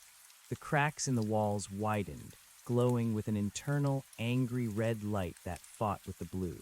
The tunnel groaned, a deep, silent tremor that shook the very ground beneath my feet. Something was happening, something was failing, or perhaps something was activating. My mind reeled. Was this the exit, or was this the system shutting down, or worse, was it a warning? I stumbled forward, driven by a renewed surge of terror. The ground began to tremble, a continuous low-frequency vibration that made it almost impossible to keep my footing.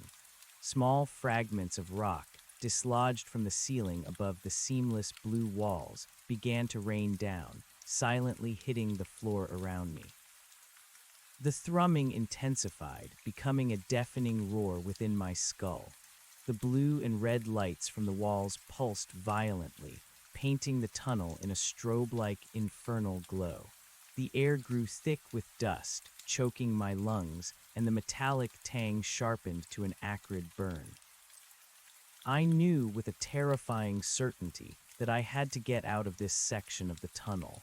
It was breaking apart. The alien technology was failing, or reacting violently to some unknown event. I pushed myself into a desperate run, stumbling, tripping, but forcing myself onwards. My legs burned, my lungs screamed for air, but the primal need for survival drove me. The tunnel writhed around me, the walls cracking and groaning, the light flickering erratically.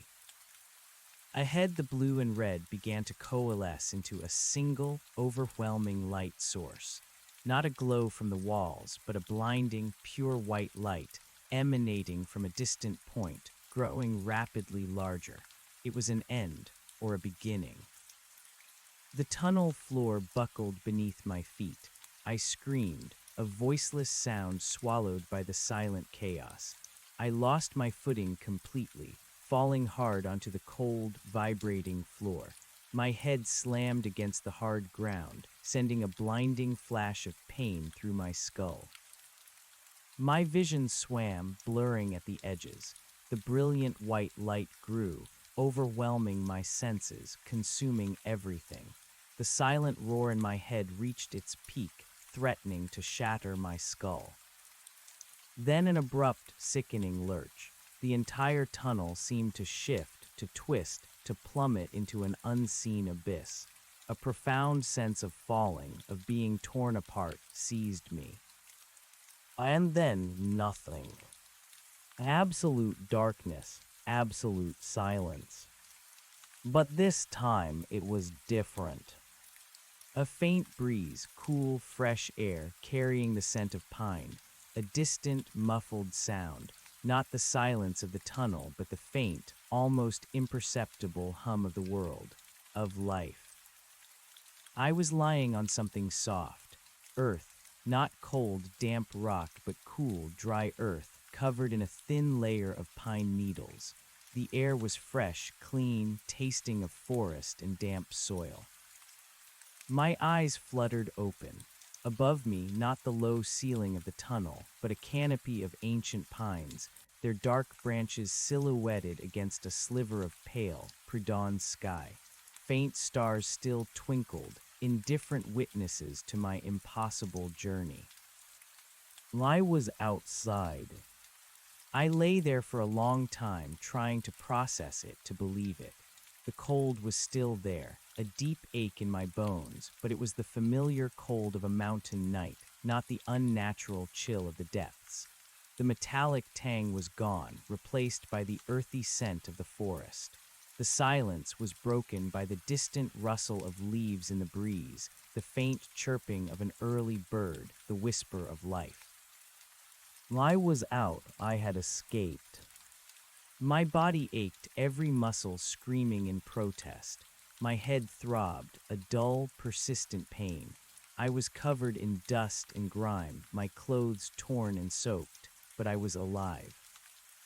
With immense effort, I pushed myself up slowly, painfully, into a sitting position. I was at the base of a massive pine tree, nestled in a small hollow. Around me, the forest stretched into the dim pre-dawn light. I looked around, disoriented, trying to figure out where I was. And then I saw it. Just a few yards away, partially obscured by dense undergrowth, was an opening. Not the familiar tunnel entrance I had used, but a different one. It was smaller, less obviously man-made, almost completely overgrown with moss and ivy. But it was there. And from within it, a faint, rhythmic pulse of blue light emanated, barely visible in the fading darkness. It was their tunnel, their exit, the destination I had chosen on the alien map. It was real. It had led me out. A wave of exhaustion, so profound it threatened to swallow me whole, washed over me. I wanted nothing more than to curl up and sleep, to escape the lingering echoes of cosmic horror in my mind. But a new fear, a new urgency, pierced through the weariness. I was outside, yes, but where, and for how long had I been gone? The pale light of the pre-dawn sky suggested a new day, but was it the same day, or weeks later? And the blue light still pulsing faintly from the tunnel entrance, it was a reminder, a chilling, undeniable reminder that they were still there, still active, still beneath the earth, connected by their impossible network. I had escaped their immediate grasp, but I had not escaped their presence. I needed to get away, far away, away from this mountain, away from this place where reality itself had fractured. I needed to find people, to find warmth, to find safety. But first, I needed to check my supplies. My camera bag, was it still there? My hand, numb and shaking, reached for my chest. The strap, it was still there, heavy against my body. I fumbled with the zipper, pulling it open. Inside, my spare lenses, my notepad, my few remaining granola bars, miraculously, mostly intact. And nestled at the bottom, safe in its waterproof pouch, was my satellite phone. Hope surged through me, a powerful, exhilarating current. This was it, my real lifeline. It might be able to get a signal out here. With trembling fingers, I pulled it out. The screen flickered to life, showing a low battery, but a signal strength bar. Not full, but enough. Enough to call for help. My eyes scanned the screen, searching for my emergency contacts. My sister, my colleague, search and rescue. Who to call first? As I hesitated, my thumb hovering over the dial button, a distant rumble echoed through the forest. It wasn't thunder. It was deeper, more resonant. A sound that vibrated through the earth, shaking the pine needles from the trees. The blue light at the tunnel entrance pulsed violently, almost glowing white, then vanished entirely, plunging the opening into absolute darkness. The rumble intensified, growing into a deafening roar. The very ground beneath me began to shake violently. Trees swayed, their branches whipping around. A massive landslide, or something far, far worse. The mountain was collapsing, or perhaps something within it was being unleashed. I scrambled to my feet, my muscles screaming in protest, gripping the satellite phone like a precious jewel. The roar was deafening now, a primal scream from the heart of the earth. I had to run now, and I had to make that call fast. My thumb, slick with cold sweat, hovered over the emergency contacts. My sister, Sarah, she'd panic, search and rescue. They'd need coordinates I didn't have. My colleague, Mark, he was a skeptic, but he knew I wasn't one for dramatics. He'd know who to call, how to mobilize. He was the most logical choice.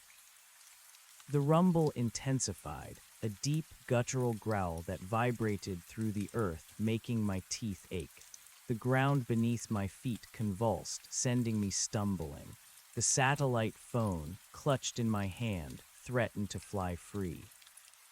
Mark, I choked out, a raw, desperate whisper. My fingers, stiff with cold and fear, fumbled, punching his number. The roar from the mountain reached a crescendo, a sound so immense it felt less like noise and more like a physical force tearing through the air. Trees around me shuddered violently, their branches whipping like angry scourges. Pine needles rained down, stinging my face. The ground bucked, throwing me off balance again. I fell, sprawling onto the soft, pine needle-covered earth, the phone skittering from my grasp. No, I cried, lunging for it. My numb fingers closed around the cold, hard plastic. The screen showed calling. A high-pitched whine joined the roar, a metallic shriek that echoed off the unseen peaks, making my ears ache. The earth twisted, and a massive fissure, black and hungry, ripped through the ground just feet from where I lay. I scrambled backward on my hands and knees, terror a cold, sharp blade in my gut. "Connect, please, connect," I muttered, my voice hoarse. Then a miracle, a click, a faint, crackling sound. "Hello, hello, Max, is that you?" Mark's voice, distant and tinny, but unmistakably his. It was the sweetest sound I had ever heard. "Mark, oh my God, Mark, it's me. I'm out of the mountain." The words tumbled out, ragged and breathless. Another violent tremor rocked the ground, nearly deafening me to his response. I could hear him shouting something, but the words were lost in the cacophony. "Mark, listen, the mountain, it's collapsing. I don't know where I am exactly, but I came out of a tunnel, an alien tunnel. You have to believe me." I pressed the phone desperately to my ear, straining to hear over the mounting chaos. From the direction of the alien exit, a massive section of the mountainside began to crumble. Boulders, some the size of small cars, tore free, plummeting down the slope with a thunderous crash. A cloud of dust, thick and choking, billowed outwards, rapidly engulfing the forest. Max, calm down. Where are you? What's happening?" Mark's voice, though still tinny, had taken on an urgent edge. He heard the background noise he must have. I don't know, somewhere on the other side of Mount Cinder, I think. South face, maybe. The exit was a hidden entrance. And the mountain is falling apart, Mark. Something in it's unstable." I gasped for breath, coughing as the dust cloud reached me, filling my mouth with grit. My vision blurred. The air was thick with pulverized rock, stinging my eyes, clogging my throat. The roar was deafening, a visceral assault. I could hear trees snapping, groaning under the unseen pressure. The ground beneath me wasn't just shaking, it was heaving, twisting. "Max, I hear you. Stay on the line. Can you see anything familiar? Any landmarks?" Mark shouted, his voice laced with concern. "No, just trees and rock, and the blue light from the tunnel it vanished." My mind raced, trying to string coherent thoughts together, but the terror was too overwhelming. There were things, Mark, inside, not human, shimmering forms, a giant machine. "Max, focus. You need to get away from the mountain. Can you run? Move away from the collapse." A deafening crack ripped through the air, closer this time. I spun, looking through the choking dust. A massive pine tree just 50 feet away swayed violently, its trunk groaning, splitting along its base.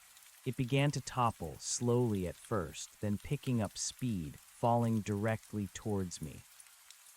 Incoming tree, I have to go. I screamed into the phone, pushing myself to my feet. My legs, still protesting, felt like lead, but adrenaline flooded my system, giving me a burst of desperate energy. Max, don't hang up. Keep running. I'm calling for a rescue team now. Max, Mark's voice became frantic. I didn't answer. I couldn't. With a primal yell, I launched myself forward, scrambling through the undergrowth, away from the falling giant. Branches lashed at my face, roots tripped my feet, but I didn't stop.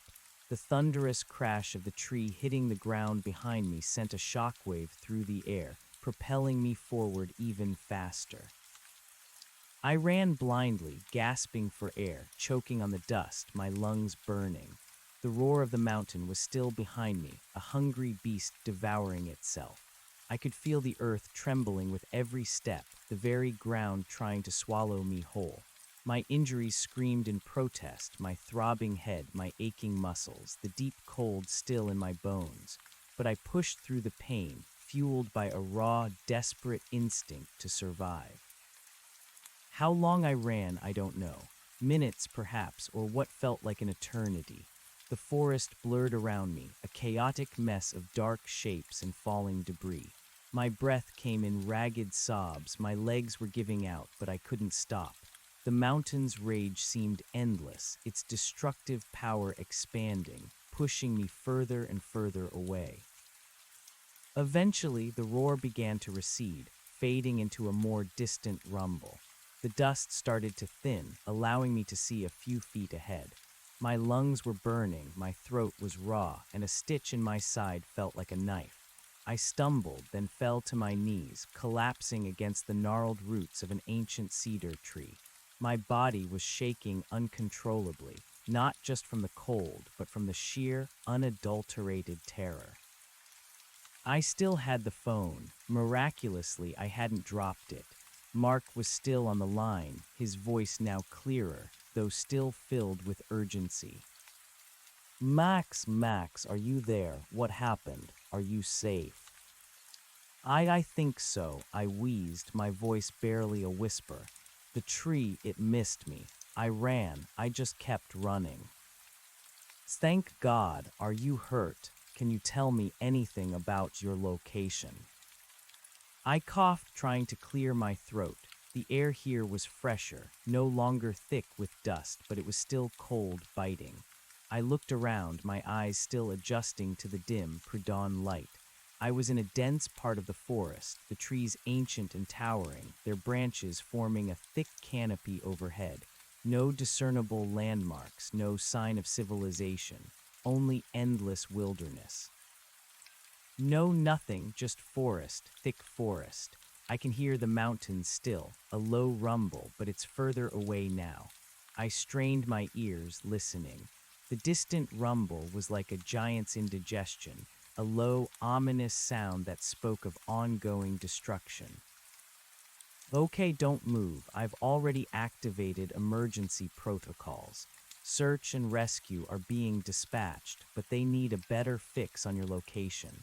Can you describe the trees, any rock formations, any water nearby? I tried to focus, to calm my hammering heart, to make sense of my surroundings. The trees are huge, pines, cedars, very old. The ground is covered in needles and moss. There's a stream nearby. I think I can hear it faintly. Good, Max, how long were you in there? You sound disoriented. I don't know, Mark. It felt like days, weeks maybe, but the light, it's still pre-dawn. Was I only gone a few hours? A chilling thought struck me. Had time moved differently in their realm, the very idea was enough to make my stomach churn. It's just past 6 a.m. here, Max. You were reported missing just over 12 hours ago. The search party went in late last night. We've been tearing this mountain apart looking for you. 12 hours, it felt like an eternity. The sheer volume of experiences, the cosmic horrors, the desperate struggle for survival, all crammed into a mere half-day. It defied logic. but then so did everything else I had just witnessed. 12 hours, I repeated, a hollow laugh escaping my lips. It was indescribable, Mark. I saw things that shouldn't exist. They built a network, a city beneath the earth. They're ancient, they're here. Mark was silent for a moment. I could almost hear him processing my words, filtering them through his pragmatic, scientific mind. Max, I'm just glad you're out. We can talk about that later. For now, focus on staying safe. Keep talking to me. Tell me anything you see, any changes in your environment. I'm patching this call through to search and rescue directly. A shiver ran down my spine.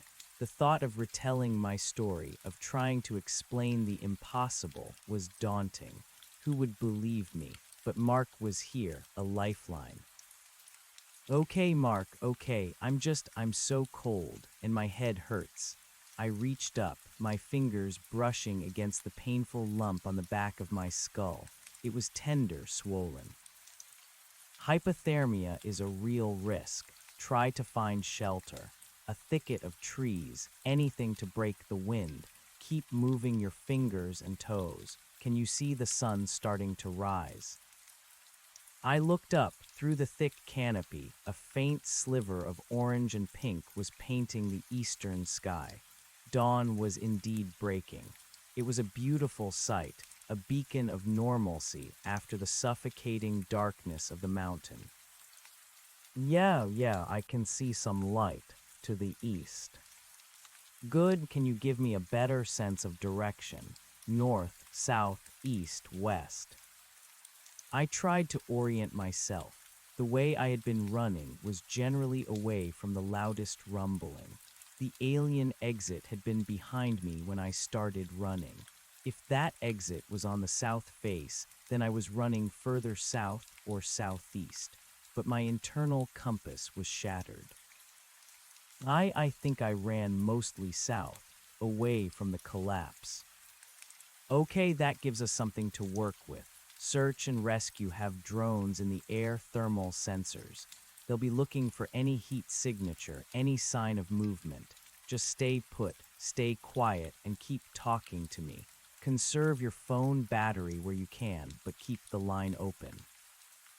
The satellite phone battery indicator showed a single blinking bar. It wouldn't last much longer. Battery's almost dead, Mark, I whispered, my voice thick with despair. Damn it, okay, Max, listen to me.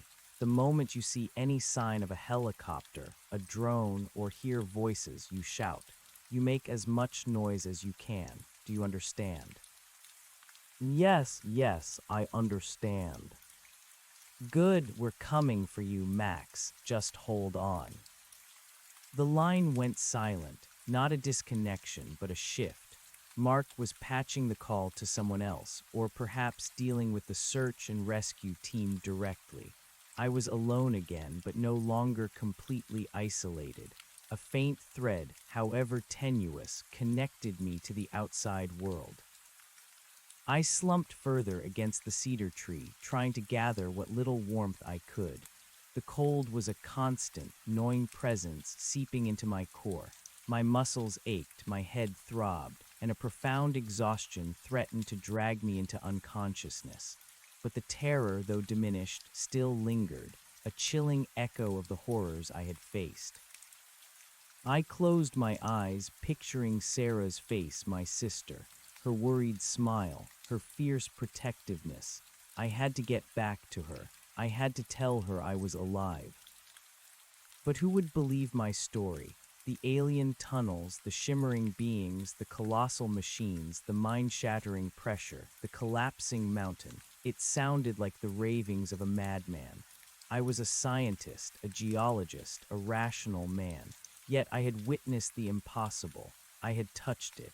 I had felt it. The memory of the central chamber, the inverted pyramid, the silent, gliding forms flashed behind my eyelids.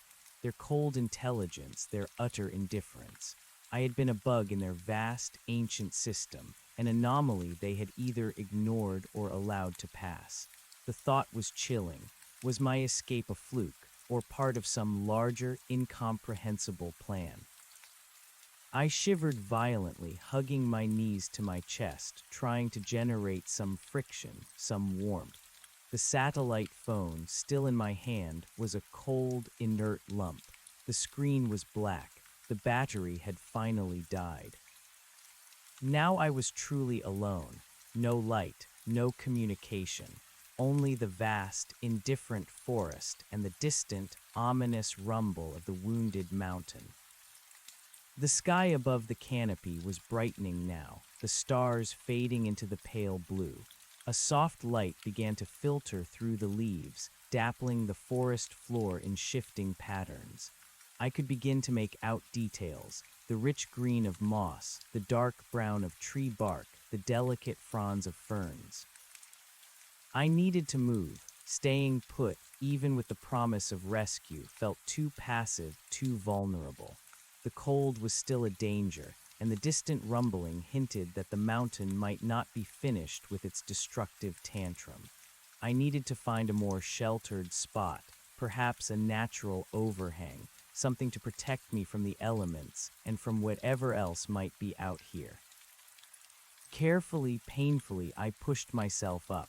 My legs trembled, protesting the effort, but I forced them to obey. I scanned my surroundings again, searching for anything that looked like a potential shelter. The forest here was ancient, undisturbed. Massive trees, their trunks scarred by centuries of weather, rose like silent sentinels. The ground was uneven, carpeted with thick moss and fallen branches. I started to move again, slowly, painstakingly, my senses heightened. Every rustle of leaves, every snap of a twig sent a jolt of alarm through me. I was no longer just afraid of the unseen horrors of the mountain. I was afraid of everything. Of bears, of wolves, of the vast, indifferent wilderness, and of the lingering possibility that something from below might follow me. As I walked, I kept an eye on the ground, searching for any sign of my original headlamp or any of my dropped gear. The chances were slim, but a faint spark of hope flickered within me. I needed light. I needed equipment. I needed anything that could help me survive. The distant rumble of the mountain continued, a constant, low-frequency reminder of the cataclysm I had just escaped. It was like a wound in the earth, groaning and settling. I wondered what it looked like now. Had the entire south face collapsed? Was the alien entrance buried forever, or had something else been revealed? I stumbled upon a small, clear stream, its water gurgling softly over moss-covered rocks. It was a welcome sound, a natural, calming melody after the terrifying silence of the tunnels. I knelt, cupping my hands, and drank deeply, the icy water a shock to my system, but wonderfully refreshing. It washed away some of the metallic tang, though the taste still lingered in my throat.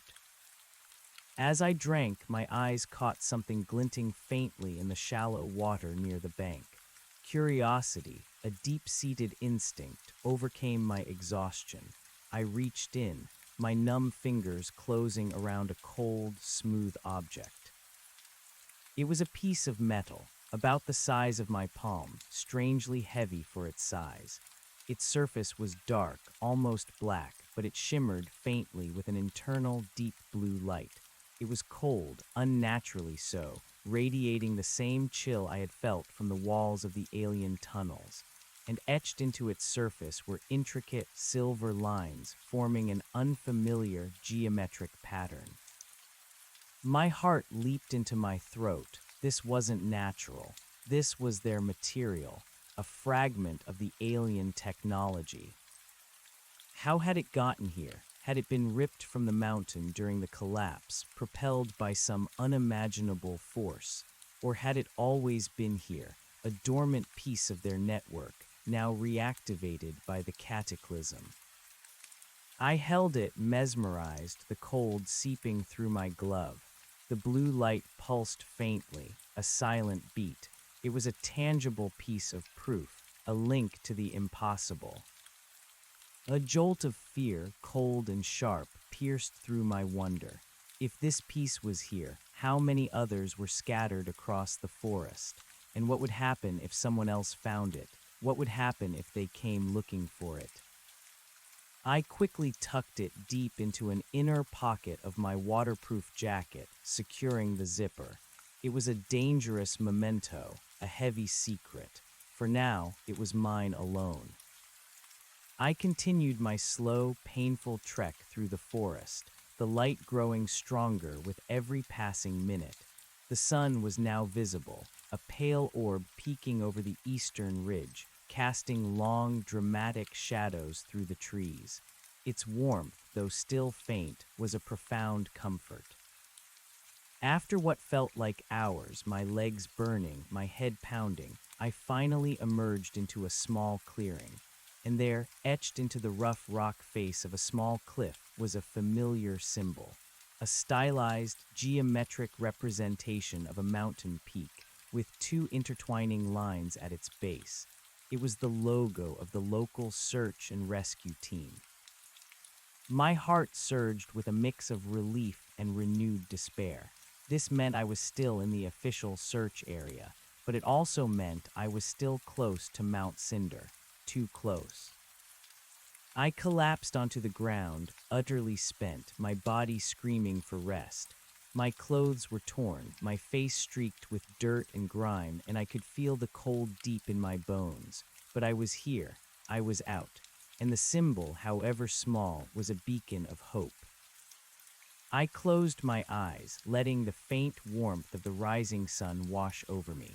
The sounds of the forest, the chirping of birds, the rustle of leaves, the distant gurgle of the stream, they were all so exquisitely normal, so blessedly mundane after the alien silence of the depths.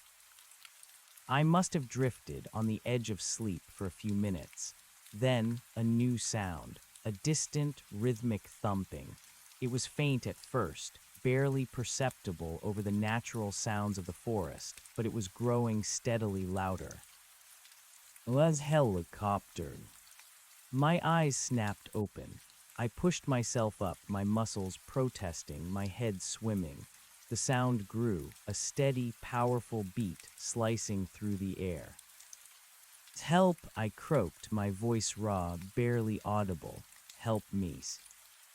I staggered to the center of the clearing, waving my arms wildly, despite the agonizing pain in my shoulders. My voice was failing, but I had to make myself seen, to make myself heard. The thumping grew to a roar, and then, above the treetops, a dark shape appeared. A helicopter, its rotors churning the air, its searchlight sweeping across the forest. It was a twin-engine civilian model, painted in the distinctive orange and white of the regional search and rescue. Tears, hot and unexpected, streamed down my grimy face. Relief, so overwhelming it threatened to buckle my knees, washed over me. I was saved.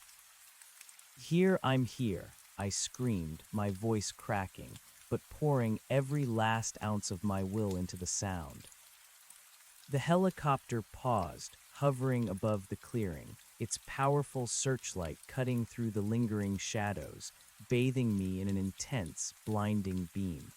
I shielded my eyes, but kept waving, jumping, making myself as visible as possible. Then slowly it began to descend. The downdraft from its rotors whipped around me, tearing at my clothes, sending leaves and pine needles swirling into a vortex. I squinted, trying to make out the figures inside. A door slid open and two figures, clad in bright orange jumpsuits, emerged, secured by harnesses. They were waving, shouting something, but their voices were lost in the deafening roar of the rotors.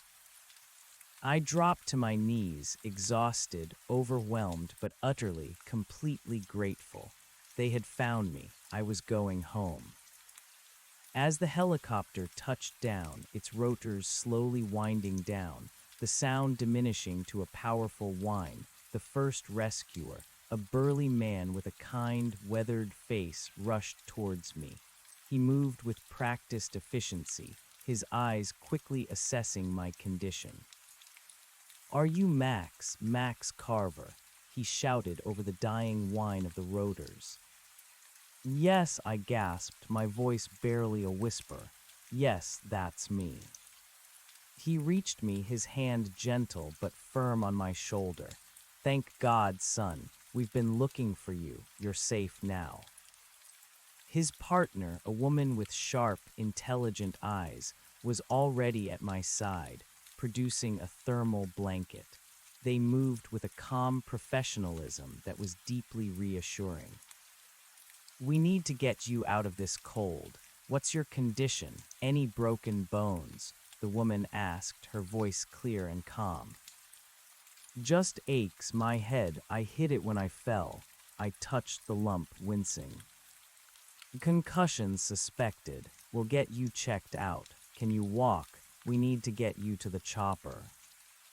"I think so." I tried to stand, my legs trembling, but the man helped me, supporting me as I slowly rose.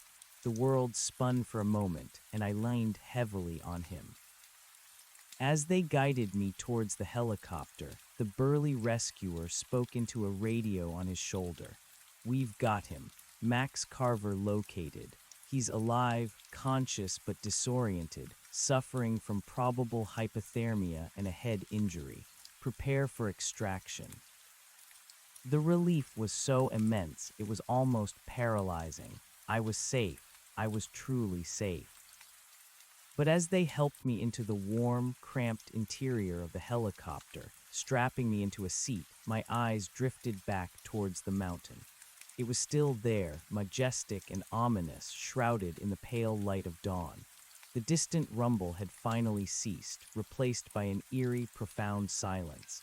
The massive collapse was visible even from here, a gaping wound on its side, a fresh scar on the ancient landscape. And somewhere within it, beneath it, they still remained, the beings of light and shadow, the ancient intelligence, their vast network, their impossible machines, and the fragment of their technology, cold and blue, pressed against my chest, a chilling reminder of what I had seen. As the helicopter lifted off, its powerful engines roaring to life, taking me higher, further away, I knew my life would never be the same. The world I had known, the neat, ordered reality of science and geology had shattered, and in its place was something vast, terrifying, and utterly alien.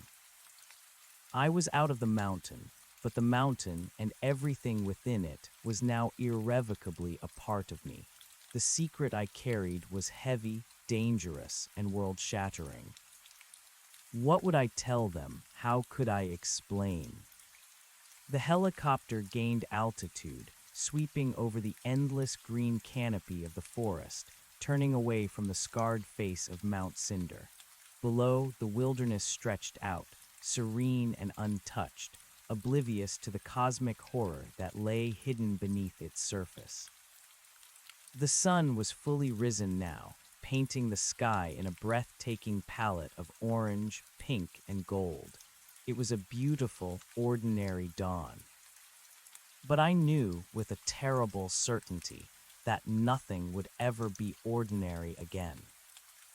The helicopter soared, carrying me away from the mountain, from the nightmare, and back towards a world that suddenly felt impossibly fragile. Below, the forest canopy blurred into an endless sea of green, pristine and silent, hiding the jagged scar that now marked Mount Cinder. I pressed my face against the cold window, watching the peak recede, a silent, dark giant. The sun, now fully above the horizon, painted the clouds in vibrant hues, but its warmth didn't reach me. The cold I carried was deeper, rooted in my bones, in my very soul. The two rescuers, still calm and professional, worked around me. The woman, whose name I now knew was Dr. Lena Hansen, was checking my pulse, shining a small light into my eyes. The man, a search and rescue veteran named Ben Carter, was talking softly into his radio, relaying my condition. Their voices were muffled by the roar of the rotors, but their presence was a balm, a tangible connection to sanity. "How are you feeling, Max?" Lena asked, her voice gentle, but her gaze sharp, assessing. "Tired," I croaked, the word a vast understatement. "So tired and cold." "We're almost to the hospital. You're suffering from severe hypothermia and dehydration. That head injury looks nasty, too. We'll get you warm and checked out properly." I nodded, unable to articulate the true extent of my distress. How could I explain that the cold I felt wasn't just physical, but existential? That the weariness wasn't just from exertion, but from witnessing the fabric of reality fray? Ben leaned closer, his voice low. "Your friend Mark, he's at the hospital waiting for you. And your sister, Sarah, they've been frantic." A pang of guilt twisted in my gut. Sarah. I hadn't even thought about her in the last few harrowing hours. The thought of her worry, her relief, her eventual confusion weighed heavily on me. How would I ever tell her? How could I protect her from this monstrous truth? The flight felt both impossibly long and terrifyingly short. Soon, the sprawling grid of a small mountain town appeared beneath us. Houses, roads, and then a cluster of buildings with a large H on a helipad. Civilization, safety. The helicopter descended smoothly, the whine of its engines dying down as we touched ground. Before the rotors had fully stopped, a team of medics in scrubs rushed towards us, stretchers at the ready. Ben and Lena helped me out, their hands steady. The air was crisp, but no longer carried the scent of pine and damp earth. Instead, there was the faint tang of antiseptic and car exhaust. Bright lights, so much brighter than the camera's meager glow or the alien blue, stung my eyes. I was swaddled in a thick thermal blanket, but the shivers persisted, deep and uncontrollable. "Max, Max," a voice cut through the clamor. I turned my head, my gaze drawn to a familiar face. Mark. He was rushing towards me, his usually composed features etched with profound relief and concern. Behind him, a slight figure, her red hair a stark contrast to her pale face. Sarah. And Sarah, my voice was a choked sob. She was there in an instant, pushing past the medics, her arms wrapping around me, surprisingly strong despite her small frame. Her embrace was warm, familiar, a desperate anchor in a world turned alien. "Max, oh Max, you're alive. I was so scared. We all were." Her voice was tearful, muffled against my shoulder. I clung to her, inhaling the scent of her perfume, a faint memory of home. For a precious moment, I allowed myself to simply exist in that embrace, to pretend that the last 12 hours had been nothing more than a terrible dream. Then Mark was there, his hand gripping my arm. "You absolute madman, Max. We thought we'd lost you." His eyes, however, held a deeper question, a hint of something beyond mere relief. He had heard my frantic call, my impossible claims. "I need to talk to you, Mark," I whispered, my gaze meeting his. "Later, when I can." He nodded, a flicker of understanding passing between us. He wouldn't push, not now. He knew me well enough to know that if I said it was important, it was. The medics gently pulled me away, guiding me onto a stretcher. Sarah walked beside me, her hand gripping mine, tears still streaming down her face. Mark was close behind, his expression a mixture of worry and a growing, unsettling curiosity. I was wheeled into a brightly lit emergency room. The air was warm, almost oppressively so, but the cold within me refused to dissipate. Doctors and nurses moved with practiced efficiency, their questions a rapid-fire assault. "What's your name?" "Max Carver." "Date of birth?" head pain, where exactly? Any dizziness, nausea? Did you lose consciousness? Any other injuries? I answered as best I could, my words slurring with exhaustion. I omitted details, minimized pain, deflected anything that might lead to further questions about the how of my injuries. I simply couldn't, not yet. The alien fragment, a cold lump in my jacket pocket, felt like a burning coal against my skin. They stripped off my torn, grimy clothes, replacing them with a hospital gown. It felt strangely liberating, shedding the remnants of my ordeal, yet also strangely vulnerable. They attached monitors, took blood, started an IV drip. The warmth of the heated blankets they piled on me was a profound comfort, slowly, agonizingly, starting to thaw the ice in my veins. A neurologist arrived, performed a more thorough examination. Definite concussion, Mr. Carver. We'll need to monitor you closely. You're extremely dehydrated and hypothermic. Beyond that, no major fractures, but a lot of bruising.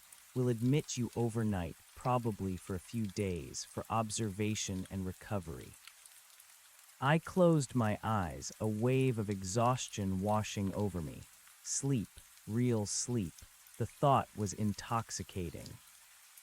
Sarah was still by my side, her hand stroking my forehead, her presence a steadying force. Mark stood a little further back, observing, his gaze never quite leaving me. He was waiting. Before sleep finally claimed me, a chilling thought pricked through my haze. The fragment. What if they found it? What if, in their routine checks, they emptied my pockets, found the strange, glowing piece of metal? Panic, cold and sharp, threatened to resurface. My jacket, I mumbled, my voice thick. Is it safe? Sarah looked at me, puzzled. Yes, Max. They'll clean it up, bag your clothes. Don't worry about it. No, I insisted, my eyes fluttering open, trying to convey the urgency. I need to make sure nothing is lost. It's important. Mark stepped forward. I'll handle it, Max. Don't worry. I'll make sure your gear is accounted for. He gave me a knowing look, a subtle nod that acknowledged there was more to my concern than just misplaced car keys. I managed a weak nod in return, a silent thanks. He understood, at least partially. He would keep my secret for now. With that small reassurance, the darkness finally swallowed me whole. My sleep was a fragmented landscape of terror. The vast red cavern, the shimmering forms, the crushing silence, the silent roar of the collapsing mountain, they replayed in an endless loop, twisting and distorting into grotesque nightmares. I woke with a gasp, drenched in sweat, my heart hammering against my ribs, convinced I was still trapped, still falling. A nurse was immediately at my side, her voice calm. Easy, Mr. Carver. You're safe. You're in the hospital. Just a nightmare. It wasn't just a nightmare. It was a memory. The next few days blurred into a haze of medical tests, pain medication, and restless sleep. My physical body slowly began to mend. The hypothermia receded, the dehydration was corrected, and the aching muscles gradually eased. The throbbing in my head subsided to a dull ache, though the neurologist warned against overexertion and sudden movements. But my mind was a different story. It was a constant battle against the returning images, the profound sense of unreality, the gnawing certainty that everything I had believed about the world was a lie. Sarah was a constant presence. She brought me books, tried to make me eat, told me stories about our childhood, anything to ground me. She didn't press for details about my ordeal, simply content that I was alive. Her unconditional love was a lifeline. Mark visited too, usually when Sarah was out getting coffee or taking a break. He would sit quietly, observing me with that same intense, questioning gaze. He never mentioned my satellite phone call, never brought up alien tunnels or shimmering forms in front of the nurses. He was waiting. One afternoon, when I was feeling a little stronger, he found me alone. He held up a plastic evidence bag. Inside, meticulously labeled, were my torn clothes, my camera bag, and my useless, dead camera. And next to it, a small, dark object, glowing with a faint, steady blue light, the alien fragment. I pulled some strings, he said, his voice low. Told them it was a sentimental geological sample. Highly unusual, of course, but you know how scientists are. A wry smile touched his lips, but his eyes were serious. I also mentioned you've always had a fascination with unconventional rock formations.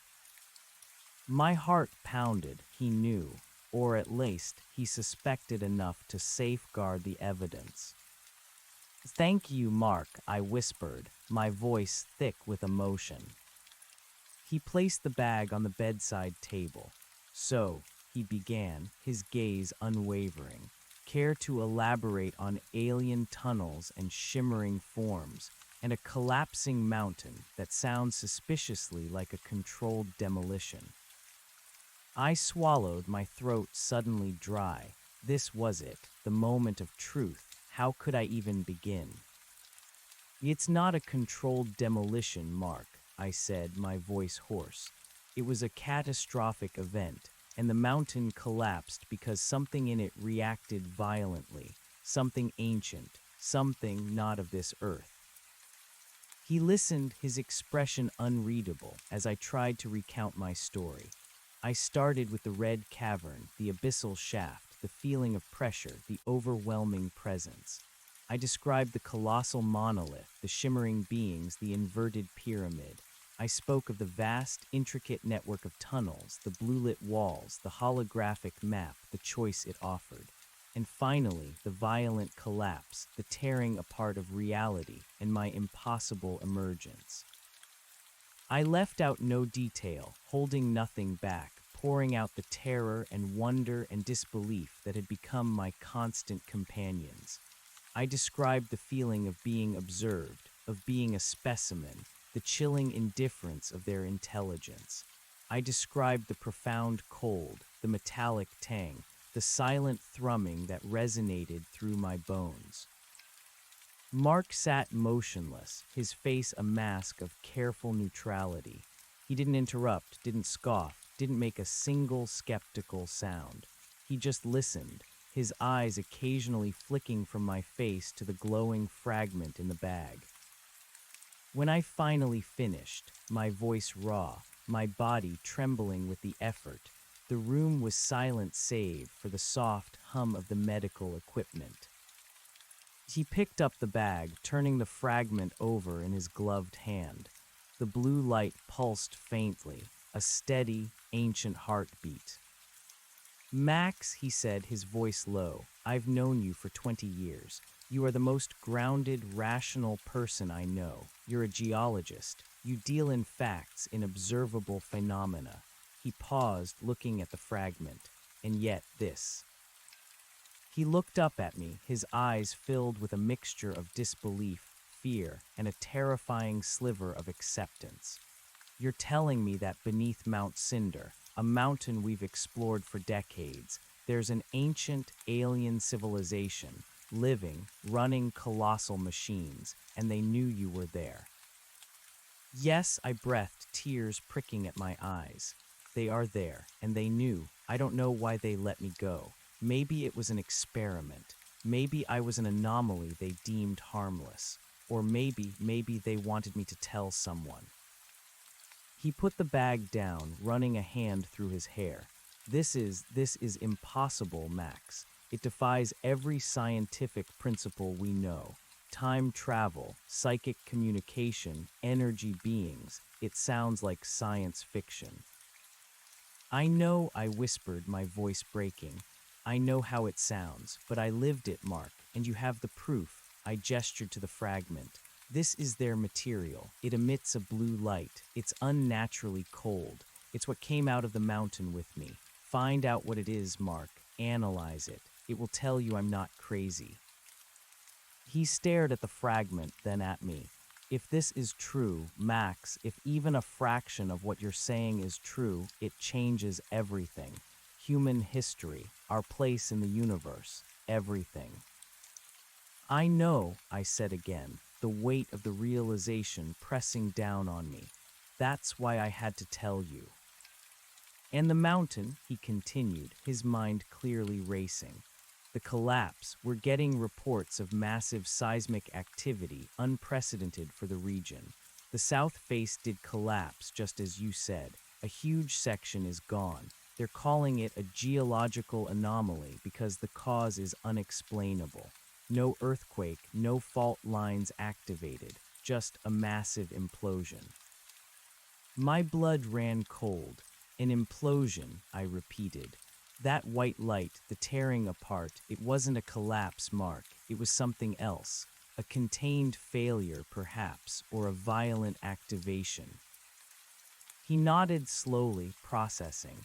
"The search and rescue team that found you, they noticed something unusual at the site. A strange energy reading. Too faint to be significant, but it was there, just before the mountains started to really give." He looked at me, his eyes wide. "They dismissed it as faulty equipment, a surge from the unstable ground." "It wasn't faulty equipment," I said, my voice firm despite the tremor in my hands. "It was them." Mark stood up, pacing the small hospital room. He was a man of science, a man who believed only in what could be proven, replicated, analyzed. And yet he was listening. He was considering. "We need to be careful, Max," he said, finally. "Very careful. If this gets out, you'll be ridiculed, institutionalized, or worse. Think about what we're talking about. Sentient alien life, hidden beneath our feet. For how long? What are their intentions? The implications are staggering. This isn't just a scientific discovery, it's a paradigm shift and a potential threat." "I know the risks," I said, my gaze locked on his. "But I can't just keep silent, Mark. Not after what I saw, not when they're still down there." He stopped pacing, looking at me with a new expression, a grim determination. "All right, Max, I believe you. Or rather, I believe that you believe it. And the fragment, this is our starting point. I'll get it analyzed, discreetly, through channels that won't raise red flags immediately." "And what then?" I asked, a spark of hope igniting within me. "Then," he said, his voice low and serious, "we figure out what to do. We can't go public without undeniable proof that can withstand every challenge. And even then, the world might not be ready, but we can't ignore it either. We need to investigate, carefully, quietly. We need to understand what you've stumbled upon." He leaned over, pressing a button on my call light. "But first," he added, "you need to get better, rest, heal. You've been through hell." Sarah returned a few minutes later, carrying a fresh cup of coffee and a sympathetic smile for the nurse. Mark quickly shifted the conversation to mundane hospital updates, his usual professional demeanor firmly back in place. But as he left, his eyes met mine, a silent pact passing between us. The secret was shared. The burden, though still heavy, was no longer mine alone. The next few weeks were a slow, painful crawl back to some semblance of normalcy. I was discharged from the hospital after a week, ordered to complete bed rest and mental recuperation at home. Sarah, bless her heart, insisted on staying with me, acting as my nurse, my protector, and my unwitting shield against the outside world. The news was dominated by the Mount Cinder anomaly. Geologists from around the world descended on the site, baffled by the unprecedented collapse. Theories ranged from a previously unknown seismic fault line to a massive, localized gas explosion. No one, of course, even hinted at anything alien. Mark kept me updated, his reports a careful balance of scientific jargon and veiled implications. No one had found anything truly unusual beyond the geological devastation. The alien entrance had been buried under tons of rock. The mountain had sealed itself, or been sealed. I spent my days trying to reconcile my two realities: the comfortable, familiar world of my apartment, Sarah's gentle presence, the smell of her cooking, and the terrifying, cold, vast reality of the ancient beings beneath Mount Cinder.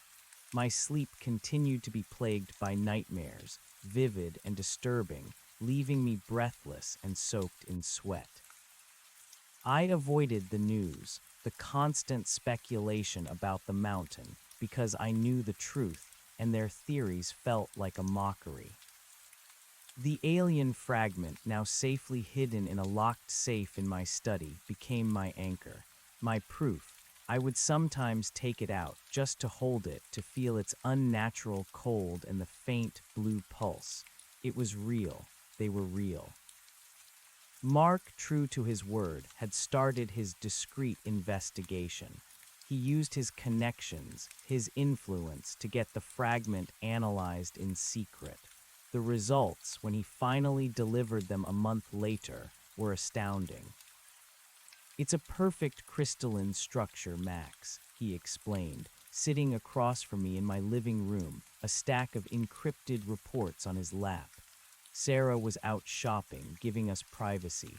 Unlike anything found naturally on Earth, it's incredibly dense, yet somehow also incredibly light. The material defies our current understanding of physics. He handed me a printout, a complex molecular diagram. The elemental composition is baffling. It contains trace elements unknown to our periodic table, or at least elements in configurations we've never observed. And that internal light, it's not a chemical reaction. It's some kind of contained energy, a stable, continuous emission of something. Energy, I whispered, the word resonating with my own experiences.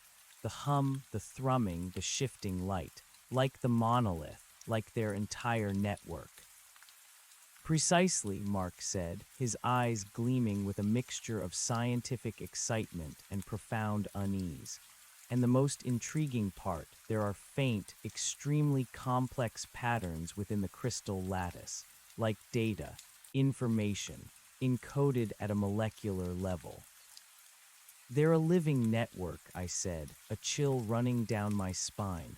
"The mountain itself is a part of them, a machine, a city, a conduit, and they communicate not with sound but with patterns of energy, of thought." Mark nodded slowly. "That matches your description of the psychic pressure, the observational feeling. It's a form of nonlinear, nonverbal communication, far beyond our comprehension. This fragment, it's like a piece of their vast, collective brain." He paused, looking out the window at the familiar street, the mundane world. "So, Max, the proof is there, undeniable, but what do we do with it? This isn't something we can just publish in Nature or Science. The world isn't ready for this. And what if they react, the beings, if they realize we're studying their brain?" "They know, Mark," I said, my voice quiet but firm. "They've always known. I felt it. They watched me. They let me out. This fragment, maybe it's a message, a breadcrumb, or a test." "The test," he echoed, his brow furrowed. "Of what?" "Of us, of humanity, how we react, how we deal with the impossible." I looked at him, my eyes burning with a new resolve. "We can't just hide this, Mark. We have to learn more. We have to understand them. Before someone else stumbles upon them, someone less careful, someone who might provoke them." "And how do we do that?" he asked, a hint of desperation in his voice. "We have a single fragment, and a mountain that has become a fortress. You can't go back in there, Max. It's suicide." "I know," I admitted, "but we have to find another way. We have to look for other clues. They've been here for a long time. There must be other sites, other mountains." Mark ran a hand through his already disheveled hair. This is insane, Max. You're talking about a secret global search for alien artifacts based on your visions. Visions that could be the result of hypothermia and a head injury. But the fragment, Mark, I insisted, gesturing to the reports. The fragment proves the visions weren't just in my head. The fragment proves they are real. He sighed, pinching the bridge of his nose. Yes, the fragment is real, and it changes everything. All right, Max, we start small. We analyze the geological data from the collapse. We look for any other anomalies, any strange energy signatures anywhere else. We use your experience, your descriptions as a guide, but we do it very, very carefully. No one else can know, not yet. A tremor of excitement mixed with deep fear ran through me. This was it, my new purpose, my mission. I was no longer just a survivor, I was a witness, a messenger, and now an unwitting investigator into a truth too vast for the world. Over the next few months, my physical recovery was complete, but my mental scars ran deep. I couldn't shake the feeling of being watched, of a lingering presence in the periphery of my perception. Sleep offered no escape. The nightmares persisted, sometimes so vivid that I woke up disoriented, convinced I was still in the tunnels, the cold seeping into my bones. I retreated from my old life. My work as a geologist felt trivial, meaningless, compared to the cosmic truths I had stumbled upon. I resigned from my position, citing health reasons, and devoted myself entirely to the secret project with Mark. Sarah worried about me constantly. She noticed my withdrawn nature, my haunted eyes, the way I flinched at sudden sounds. She tried to get me to talk, to process my trauma. But how could I tell her the truth? How could I burden her with such a terrifying reality? I simply told her that the experience had changed me, that I needed time, that I needed to focus on a new, unnamed research project. She accepted it, albeit reluctantly, her love and concern a constant, warm blanket around me. Mark, meanwhile, became my co-conspirator. He had always been a brilliant, resourceful man, and now, fueled by the impossible proof of the alien fragment, he poured all his energy into our covert investigation. He secured a small, isolated lab using his old university connections, where he could continue to analyze the fragment without attracting suspicion. He created secure communication channels, encrypted servers, and a system of coded messages. We were like spies, operating in the shadows of a world that remained blissfully unaware. Our first step was to pore over historical geological data, looking for anything similar to the Mount Cinder anomaly. We looked for unexplained seismic events, unusual energy readings, sudden, localized collapses that defied natural explanations. It was a tedious, painstaking process. We found a few promising leads. A remote mountain range in Siberia, site of a mysterious explosion in the early 20th century that some still attributed to a meteorite. A deep-sea trench in the Pacific where sonar occasionally picked up massive non-biological structures. An ancient ruin in South America, long dismissed as a mythical city, built with impossibly smooth, dark stone. Each lead was a faint whisper, a ghost in the data, but enough to fuel our quiet desperation. The fragment, meanwhile, continued to baffle Mark. Its data patterns were incomprehensibly complex, changing and shifting subtly over time, like a living code. He tried everything: electromagnetic pulses, sonic frequencies, even exposing it to various forms of radiation, but it remained a silent, glowing enigma. "It's reacting to something, Max," he reported one night, his voice hushed over our secure line. The energy fluctuations, the data patterns, they seem to intensify when there's major seismic activity, even thousands of miles away. It's almost like it's listening or sensing. The network, I whispered, a chill running down my spine. It's connected to the network. It's a node, a piece of a larger system. That's my working theory, he confirmed. And if it's connected, if it's sensing, then it's still active. They're still active. The implication hung heavy in the air. We weren't just studying ancient ruins. We were observing a living, breathing, alien presence.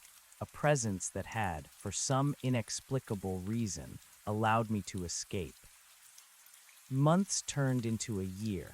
My nightmares lessened, replaced by a dull ache of memory. I learned to live with the haunting knowledge, to compartmentalize it, but the urgency remained. Our research led us to focus on the Siberian explosion site. The historical records were scarce, but the geological impact was undeniable. A massive, circular area of flattened forest, not typical of a meteor strike, and deep craters that looked unnaturally smooth. There were also whispers of strange lights in the sky, a profound, almost psychic terror felt by the indigenous population just before the event. It sounded chillingly familiar. "This is our best bet, Max," Mark said, pointing to satellite images of the remote Siberian wilderness. The topography, the inexplicable energy readings, the local folklore, it all points to another major site, another mountain, perhaps, or a vast underground complex. "We need to go," I said, my voice firm. "We need to see it with our own eyes." Mark hesitated. "It's dangerous, Max, extremely remote, and whatever caused the initial event there, it could still be active." "We have to know," I insisted. "We can't just sit here, waiting for them to reveal themselves on their terms. We need answers. We need to understand." He finally relented, convinced by my unwavering resolve. We began to make covert preparations, planning an expedition under the guise of an independent geological survey of the Siberian plateau. It was a risky venture, requiring forged permits, bribed officials, and a complex network of logistical support. Sarah, of course, was worried. "Siberia, Max, what kind of geological survey takes you to the middle of nowhere with barely any communication?" she asked, her eyes narrowed with suspicion. "It's a unique opportunity, Sarah," I explained, trying to sound enthusiastic.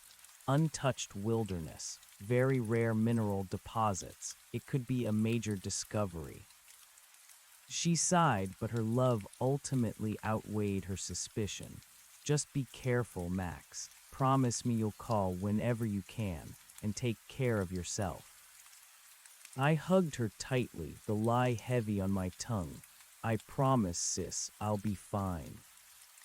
The journey to Siberia was arduous.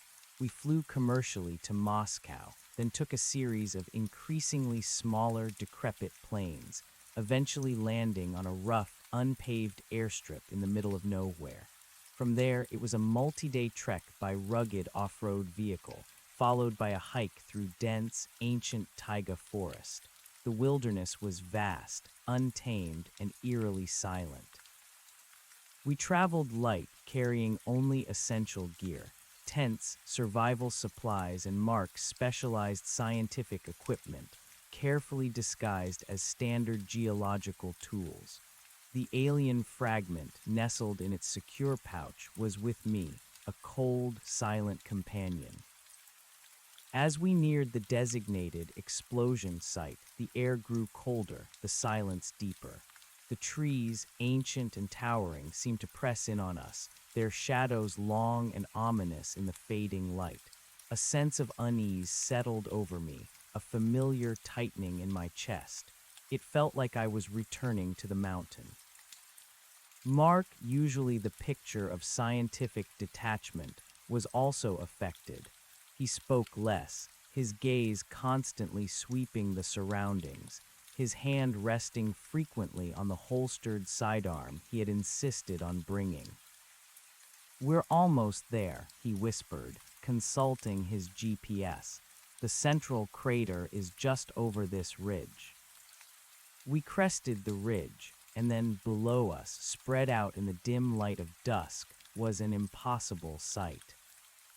The forest floor was perfectly flat for miles, as if a colossal fist had slammed down, pushing the earth into a smooth, even plane.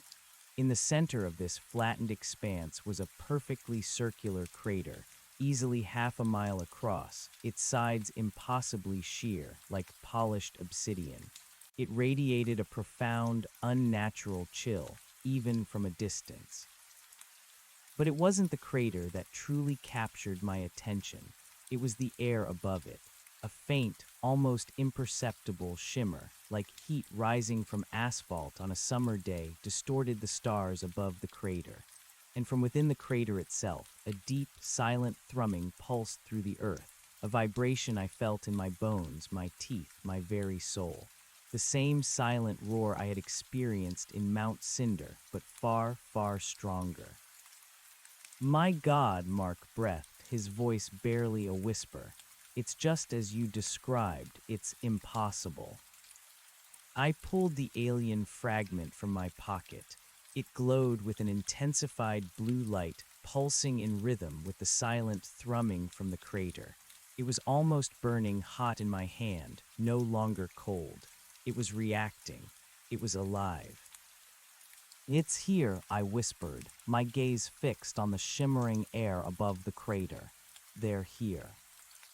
We made camp a safe distance away, setting up our camouflaged tent in a thicket of pines. Sleep was impossible. The thrumming vibrated through the ground, a constant, unsettling presence.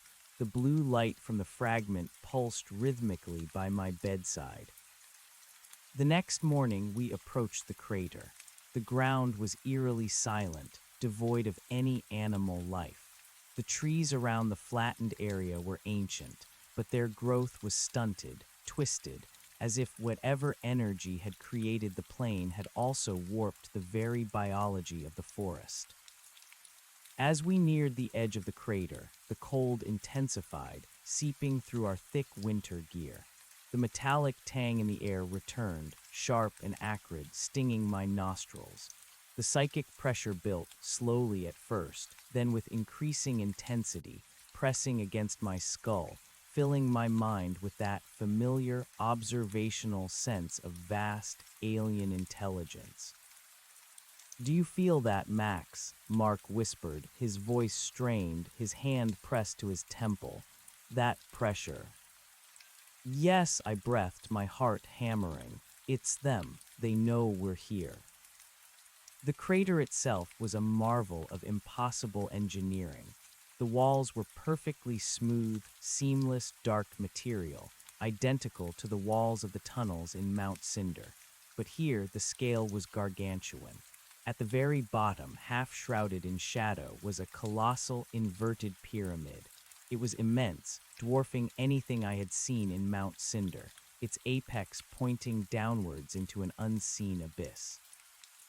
And from its surface, a faint, milky white light pulsed, a silent, rhythmic beat that mirrored the thrumming in the earth.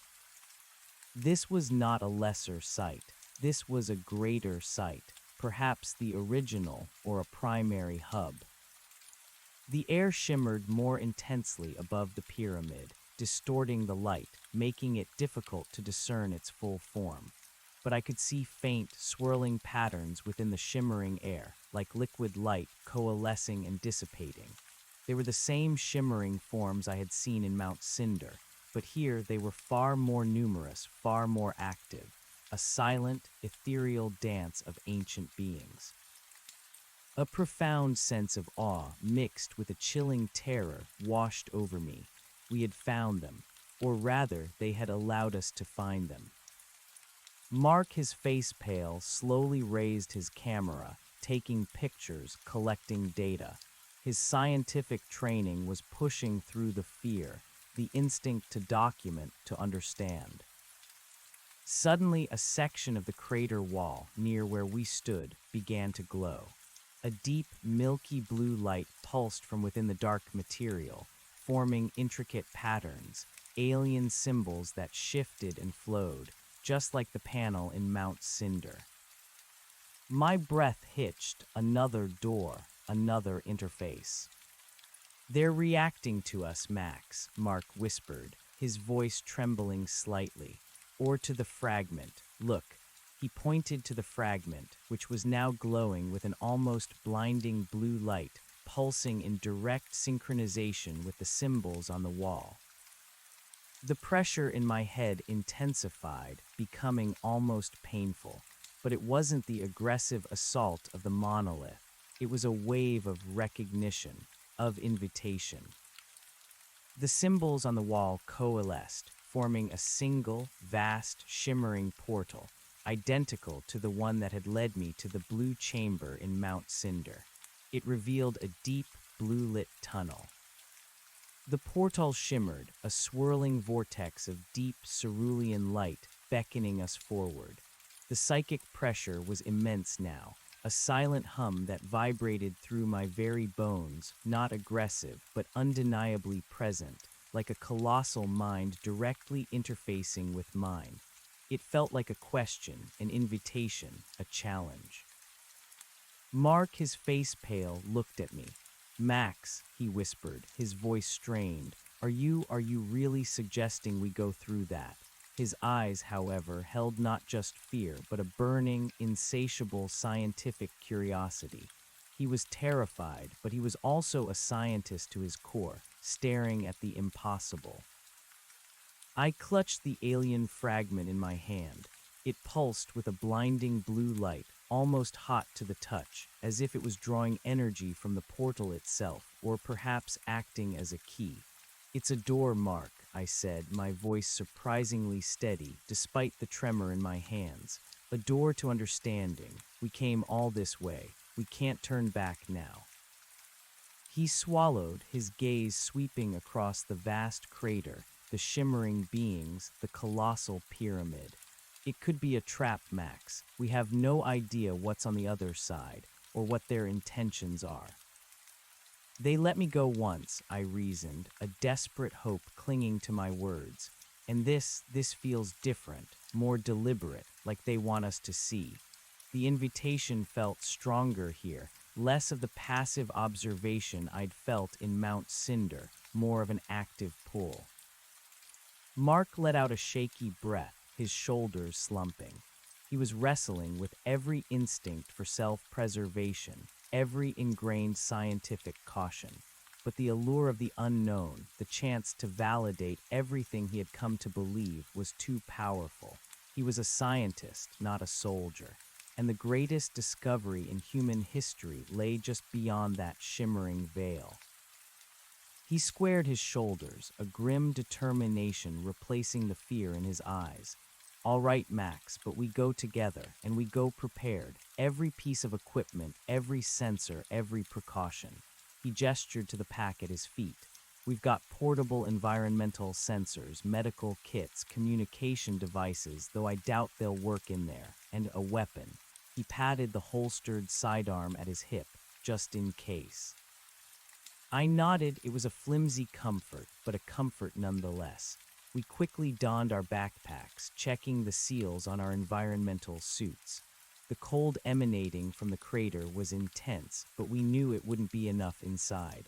We had brought specialized gear, designed for extreme cold and high-pressure environments, hoping it would offer some protection. As we approached the shimmering portal, the psychic pressure intensified to an almost unbearable degree. My mind felt stretched, expanded, filled with a vast, silent chorus of something. Thoughts, energy patterns. It was impossible to discern, but it was overwhelming, a cacophony of alien presence. Mark stumbled, clutching his head. "It's too much, Max. It's like 1,000 voices screaming silently." "Focus on my voice, Mark," I urged, grabbing his arm, trying to ground him. Focus on our mission. We have to push through. I took a deep breath, clutching the fragment, and stepped towards the blue light. It felt like walking into cold, thick water. The air around me distorted, sounds vanished, and then, with a sensation like falling through a void, I was through. Mark followed right behind me, gasping as he emerged. The portal shimmered and closed behind us, leaving us in a vast, echoing chamber bathed in the familiar, ethereal blue light. This chamber was different from the entry chamber in Mount Cinder. It was far grander, more open, stretching into the distance with no discernible ceiling, the walls a seamless, dark, glowing material. The floor was perfectly smooth, reflecting the blue light like an infinite mirror.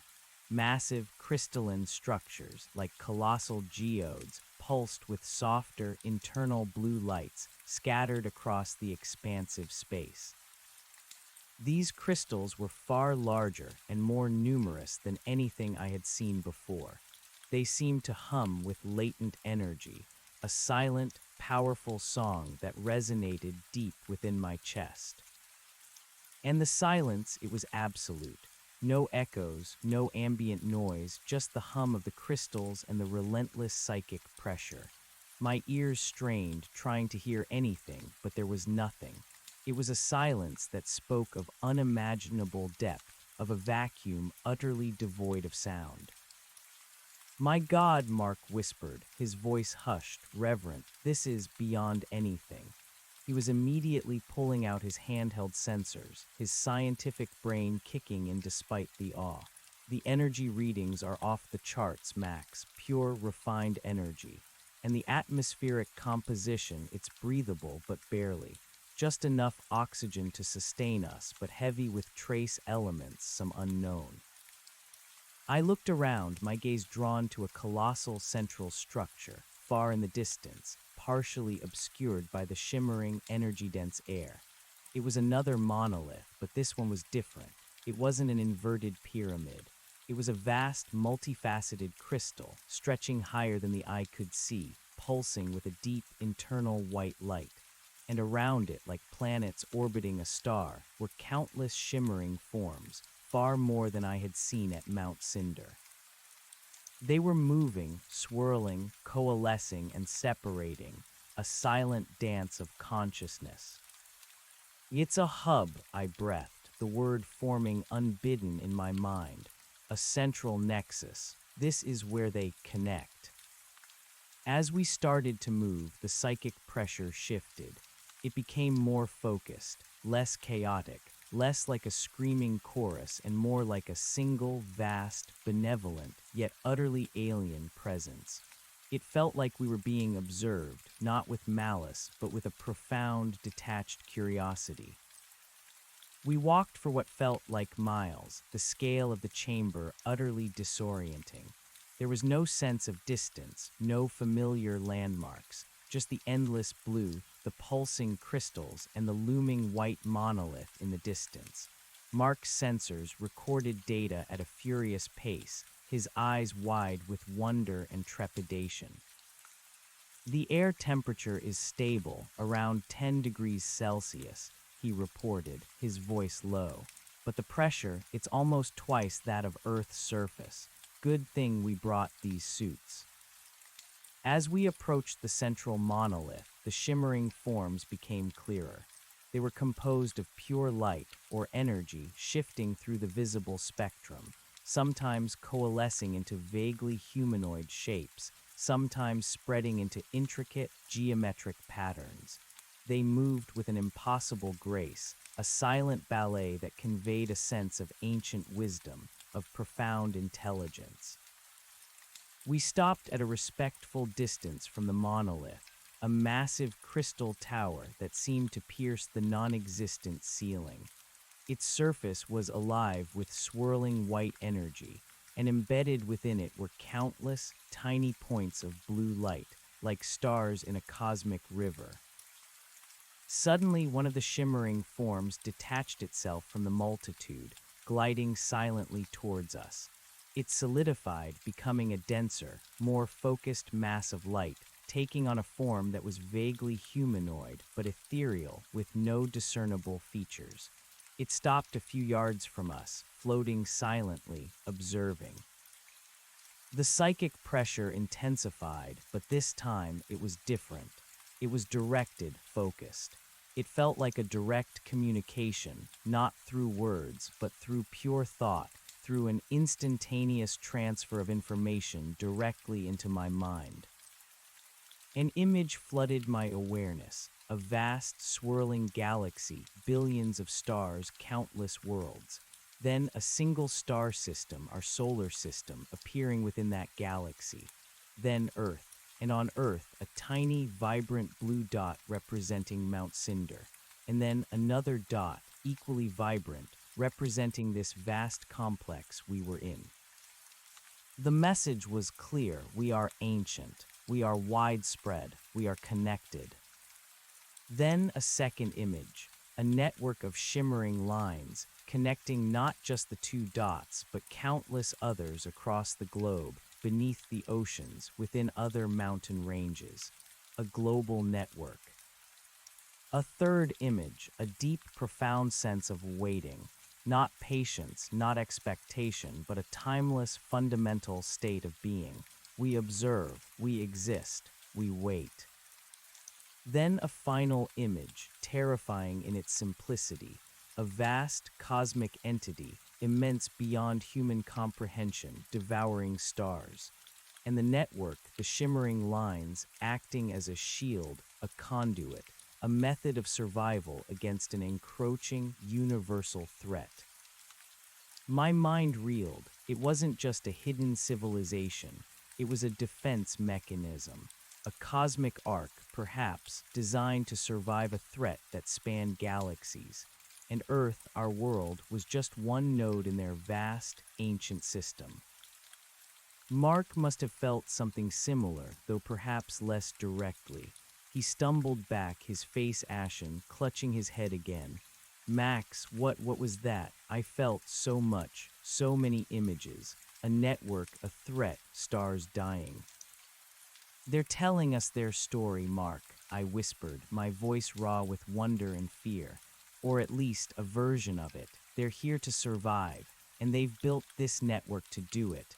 Earth is a haven, a stronghold. The shimmering form before us pulsed, and then a new wave of thought images. The great dying, the end of stars, the devourer.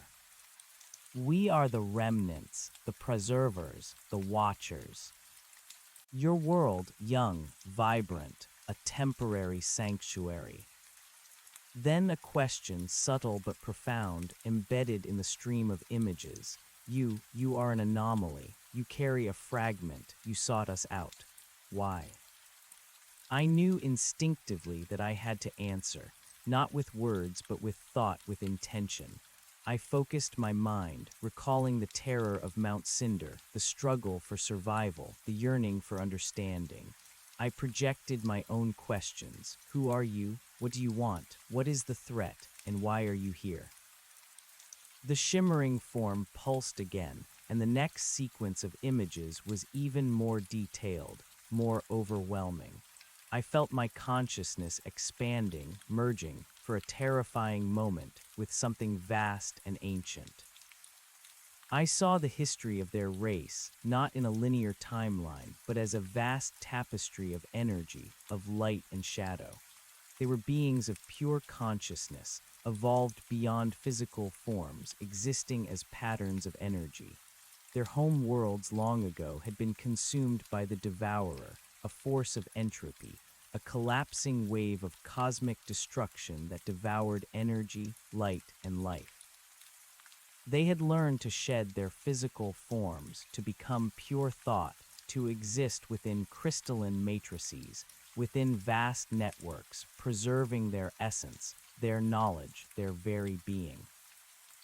Earth and planets like it across the galaxy were chosen not for their resources, but for their unique energetic signatures, their geological stability, their vibrant life forces.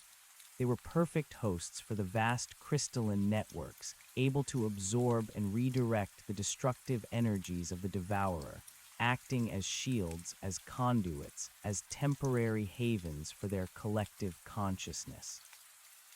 The mountain collapses, the seismic events, the implosions, these were not accidents. They were active defenses, strategic responses to the encroaching threat. When a part of their network was breached or threatened or needed to reconfigure, they would cause a localized collapse, sealing off access or shifting their internal structure. My escape from Mount Cinder hadn't been a fluke, it had been a deliberate choice. They had allowed me to pass through a reconfiguring node, perhaps to gauge my reaction, perhaps to test humanity's readiness. The fragment in my hand pulsed with renewed intensity.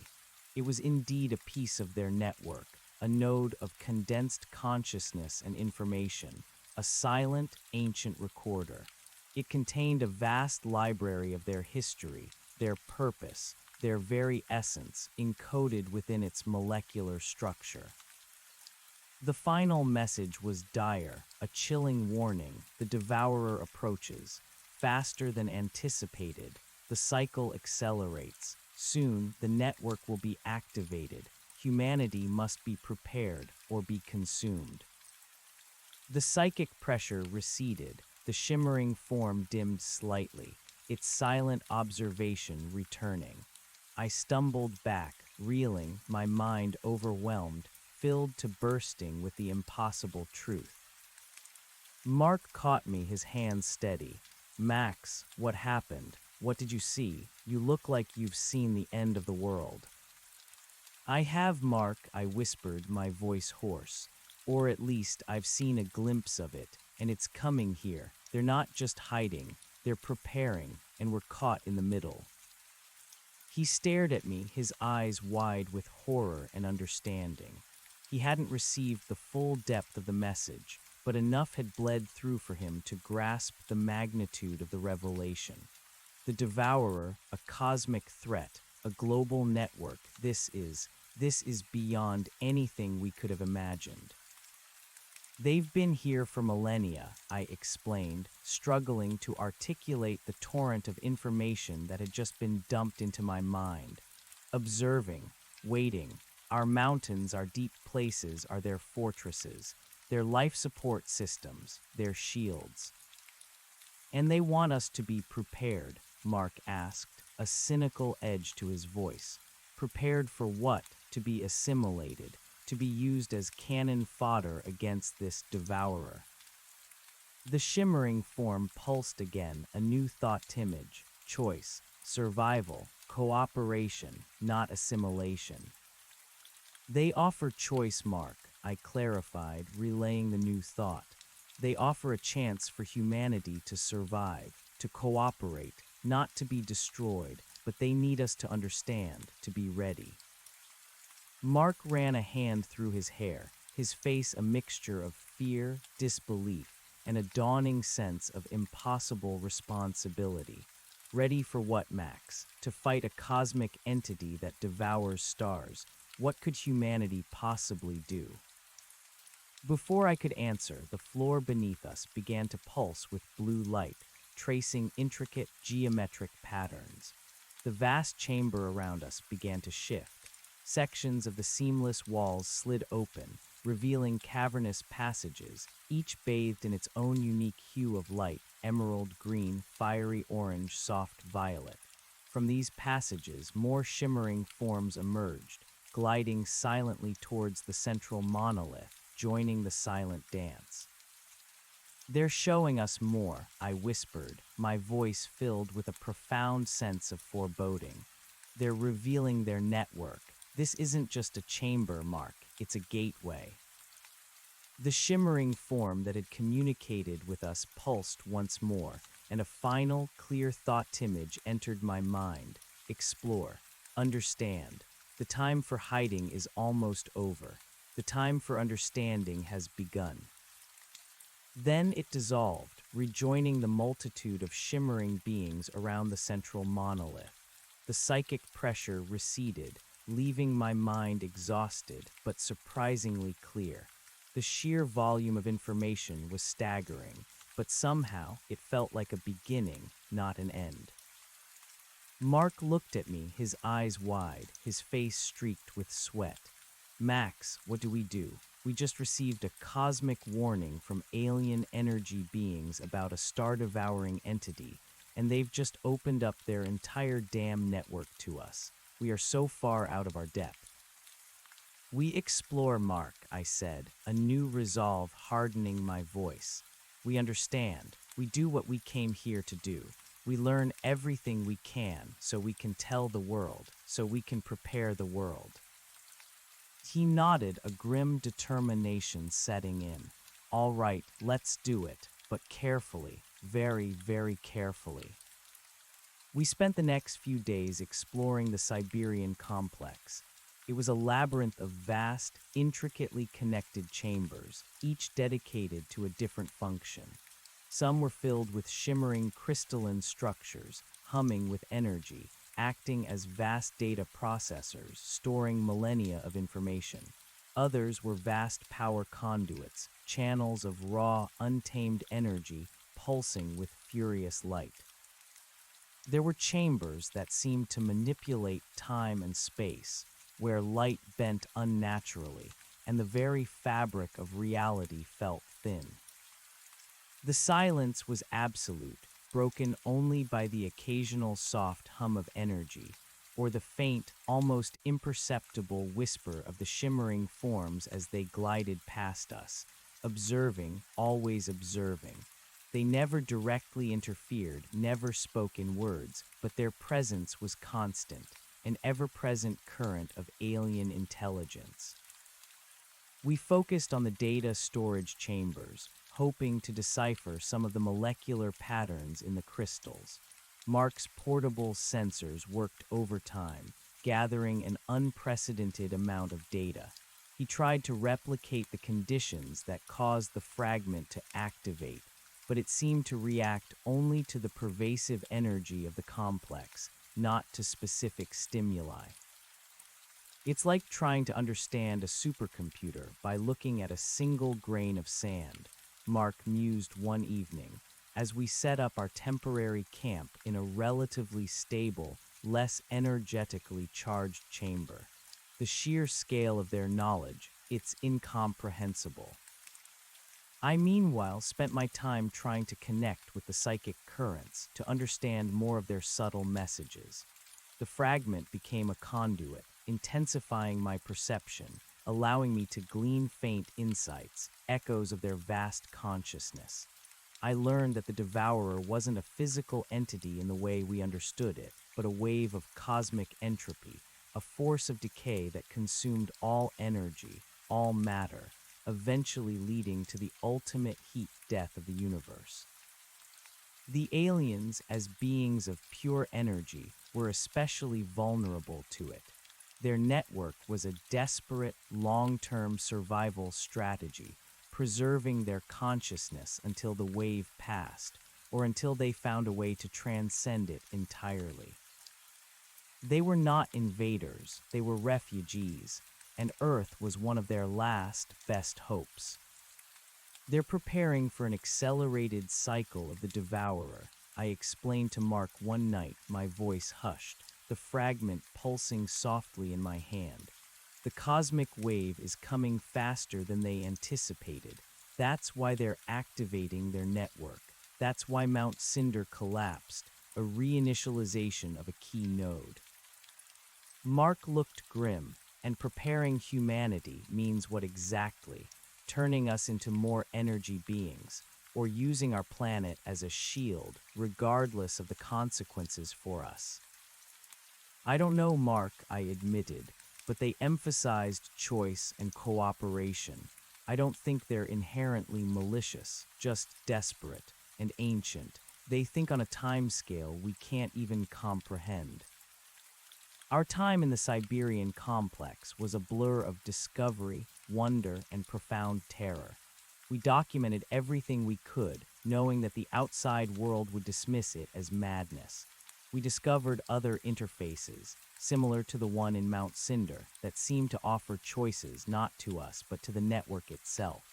They were like decision points, crucial junctures where the collective consciousness made strategic adjustments to their vast, interconnected existence. One particularly unsettling discovery was a vast circular chamber filled with hundreds of what appeared to be inert, humanoid crystalline forms. They were perfectly preserved, translucent figures, glowing with a faint, internal light like silent statues. "Are these them?" Mark whispered, his voice trembling as he shone a light on one. "Their original forms, or perhaps a dormant state." The psychic pressure in this chamber was different, tinged with a profound sadness, a deep, ancient longing. I sensed images of distant, vibrant worlds now consumed by shadow. I sensed the collective memory of loss, of exile, of endless waiting. These figures were indeed their dormant forms, their physical bodies shed long ago, now preserved as a record, a memory of what they once were, a hope for what they might become again. It was a stark reminder of their vulnerability, their desperate fight for survival. They weren't gods, they were survivors, clinging to existence on the precipice of cosmic annihilation. After nearly 2 weeks of intense exploration and data gathering, our supplies began to dwindle. More importantly, we had reached a saturation point. Our minds, despite our scientific training, were struggling to process the sheer volume of alien concepts. We knew we had to return to begin the impossible task of deciphering our findings, of preparing the world. "We have enough, Max," Mark said, his face etched with exhaustion but his eyes alight with a fierce, new understanding. "More than enough. This is truly paradigm-shattering. We need to get back. We need to start working on this immediately." We made our way back to the entry chamber, the vast blue space now feeling almost familiar. The central monolith hummed, and the shimmering forms danced their eternal, silent ballet. The portal shimmered on the wall where we had entered, still waiting. As we stood before it, preparing to leave, the psychic pressure intensified one last time, a clear, powerful thought image entering my mind. The awakening begins. Disseminate the truth. Prepare the young world. Time is short. Then a final, profound image. The Earth seen from space, but with faint, blue-glowing lines appearing beneath its surface, connecting cities, oceans, mountains. The network was indeed activating. I nodded a silent promise to the unseen beings. "We will," I whispered, though I doubted they heard words. Stepping through the portal was just as disorienting as entering. The cold, thick sensation, the brief void, and then the crisp, cold air of the Siberian wilderness. The portal closed behind us, the crater wall returning to its seamless, dark form, leaving no trace of the impossible gateway. The air above the crater still shimmered faintly, and the distant thrumming of the pyramid was a constant presence, but it felt muted, almost a memory. We were back in our world, but we had brought a piece of their world with us, etched into our minds, carried in Mark's encrypted data, and pulsing silently in the fragment in my pocket. The journey back was arduous, fraught with tension and the immense weight of our shared secret. We spoke little, each of us lost in our own thoughts, grappling with the magnitude of what we had witnessed. The wilderness, once vast and indifferent, now felt like a thin veil over an unfathomable truth. Our geological survey was cut short, much to the chagrin of our fictional sponsors. Mark fabricated a story about equipment malfunction and unexpected weather, just believable enough to avoid further scrutiny. We were eager to get back, to begin the real work. Back in my apartment, the familiar walls felt alien. Sarah welcomed me with open arms, relieved to have me home safe. She noticed a new intensity in my eyes, a deeper solemnity, but she attributed it to the rigors of the expedition. I held her, guilt churning in my stomach, knowing that the life she knew, the world she believed in, was on the brink of an unimaginable transformation. Mark and I immediately set up a secure workspace in my study, converting it into a command center for our secret project. Encrypted servers, multiple monitors, and Mark's specialized analysis equipment filled the room. The alien fragment, now glowing with a steady, soft blue, was placed in a shielded container, acting as a beacon, a constant reminder of our mission. Our first task was to meticulously review all the data Mark had collected. Thousands of hours of environmental readings, energy signatures, molecular analyses, and atmospheric compositions. It was a treasure trove of impossible science, far beyond anything human technology had yet achieved. The crystalline structures, they're like organic supercomputers, Mark mused one evening, poring over a holographic projection of a complex energy pathway. They process information at a quantum level, far faster than light, and the energy source, it's almost limitless, drawing directly from the planet's core, perhaps, or even from higher dimensions. I focused on my psychic impressions, trying to piece together the narrative of the devourer, of their vast history, of their intentions. The fragment acted as a translator, allowing glimpses into the vast informational network it was still faintly connected to. I began to draw intricate diagrams, maps of the alien network, showing its connection points across the globe, based on the subtle psychic signals I was receiving. The blue lines on the globe, I explained to Mark, pointing to a holographic map I had created. These are the major nodes. Mount Cinder, Siberia, that deep-sea trench you found, that ancient South American ruin, they're all part of it. And there are hundreds more, scattered everywhere. Mark's eyes widened, a truly global network, hidden in plain sight for millennia, and now activating. The psychic warnings from the Siberian entity became more frequent, more urgent. The devourer was indeed accelerating its approach. I felt a growing sense of dread, a chilling certainty that humanity was running out of time. "We need to go public, Mark," I urged, my voice firm. "We need to tell the world. The longer we wait, the less time we have to prepare." He hesitated. "Max, think about the implications. Mass panic, global chaos. Governments would fall. Religious institutions would be shattered. And what if we're wrong about their intentions? What if they are malevolent, and revealing them only serves to trigger their wrath?" "Their wrath is the devourer, Mark," I countered, the psychic echo of the cosmic threat reverberating in my mind. "And they've offered us a chance, a choice. We can't just bury our heads in the sand. We have to trust them, at least enough to open the conversation." He sighed, running a hand through his hair. "All right, but we can't just walk into a newsroom with a glowing rock and a story about cosmic entropy. We need to be strategic.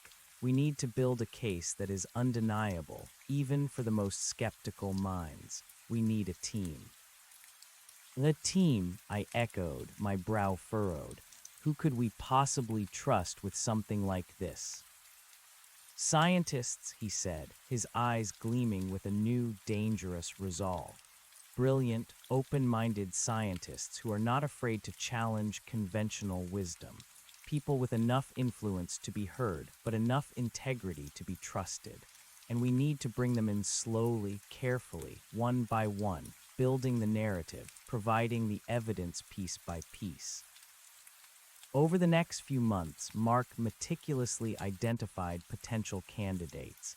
He searched for individuals known for their unconventional thinking, their willingness to pursue fringe theories, their dedication to truth above all else. He found them in various fields: astrophysics, quantum physics, ancient history, exobiology, even computational linguistics.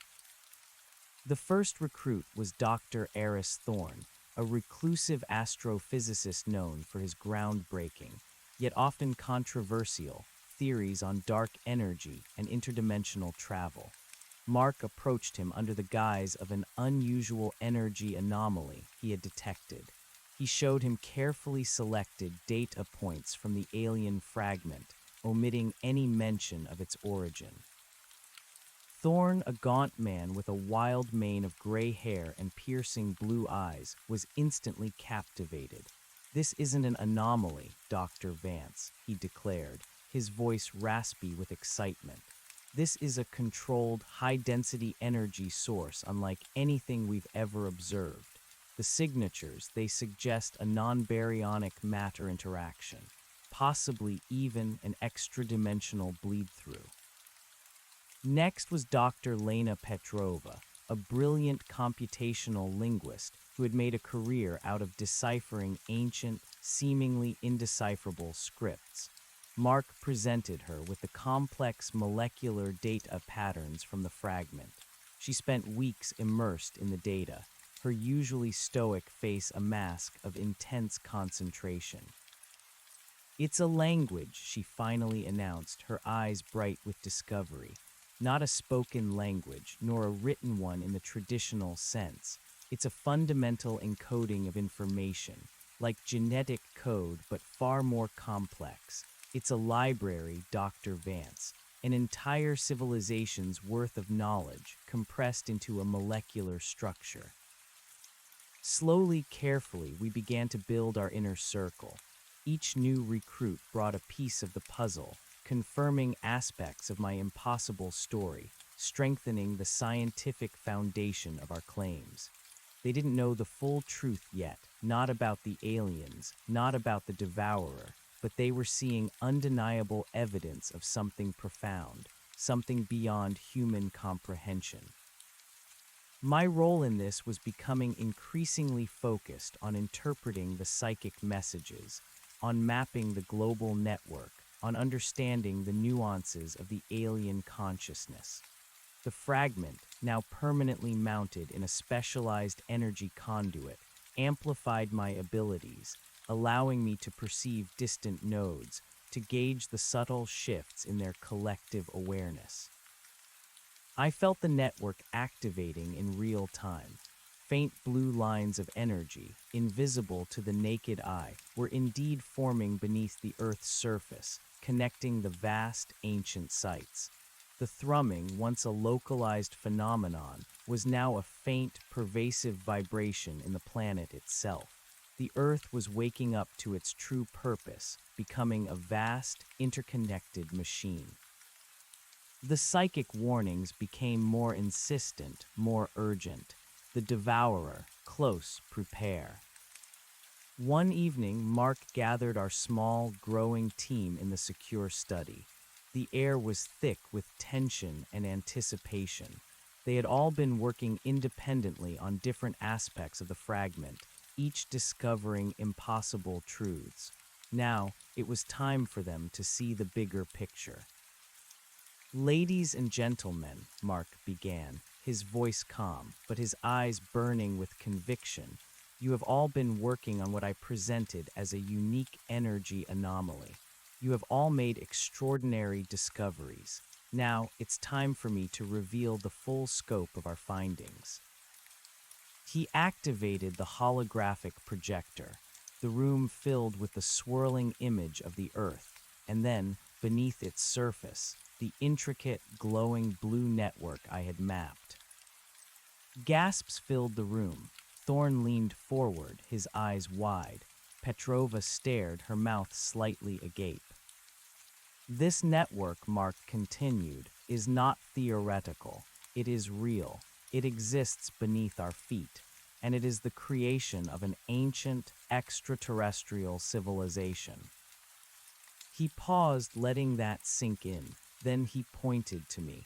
"And Dr. Max Carver here, he discovered it. He went into one of their primary nodes, Mount Cinder. He survived. and he brought back the key to understanding them. He gestured to the fragment, glowing steadily in its container. A stunned silence filled the room. Disbelief warred with the undeniable evidence they had all personally verified. Extraterrestrial, Thorne finally managed, his voice barely a whisper. Hidden beneath Earth for how long? Millennia, I answered, my voice steady. They are beings of pure energy, survivors of a cosmic cataclysm. They built this network across the galaxy, and our planet is a vital part of it. A haven, a stronghold against a universal threat they call the Devourer. I then proceeded to recount my entire story, from my initial descent into Mount Cinder to the revelations in the Siberian complex. I described the shimmering beings, the colossal machines, the psychic communication, the history of the Devourer, and their desperate fight for survival. I laid out the urgent warning they had given us. The team listened, their faces a mixture of awe, terror, and dawning comprehension. It was a lot to take in, an assault on every scientific and philosophical paradigm they held dear. But they were scientists, and the evidence, the fragment, the data they had all analyzed, spoke for itself. When I finished, the silence was profound. Then Thorne, the astrophysicist, broke it. A cosmic wave of entropy, a devourer. It's a theory some of us have whispered about, a natural end to the universe. But for an intelligent civilization to escape it, to use entire planets as shields and conduits, he shook his head, a look of profound wonder on his face. It's audacious, terrifying, but scientifically plausible. Petrova, the linguist, interjected, and the molecular data it fits. It's a complete living library of their existence. It's like finding the Rosetta Stone, the Encyclopedia Britannica, and the entire internet, all encoded in a single crystal. The room erupted into a whirlwind of questions, theories, and stunned exclamations. It was chaos, but a productive, brilliant chaos. They were grappling with the impossible, but they were not rejecting it. They were accepting it. So what do we do? Thorne asked, finally cutting through the din. If this devourer is approaching, if they're activating their network, what is our role? What did they mean by prepare? That's what we need to figure out, Mark replied, looking at me. Max believes they want us to cooperate to understand, not to be destroyed, but we need to understand the full scope of their intentions, the nature of this threat, and what humanity's contribution could possibly be. I felt a surge of hope. We were no longer alone. The secret was out, at least to this small, elite group, and they were ready to act. Over the next few months, our secret team expanded, bringing in specialists in geology, biology, engineering, and even psychology, each vetted by Mark with extreme caution. We operated in total secrecy, cloaked behind layers of fabricated research projects and secure off-grid facilities. Our work intensified. We analyzed every scrap of data, every psychic impression, every nuance of the alien network. We built simulations, predictive models of the Devourer's approach, based on the information I gleaned from the fragment. The results were chilling. The cosmic wave was indeed accelerating, its leading edge projected to reach our solar system within a matter of decades, not centuries. The network beneath Earth pulsed with increasing intensity. New energy nodes activated daily. The psychic pressure became a constant, almost physical. Pressure demanding action.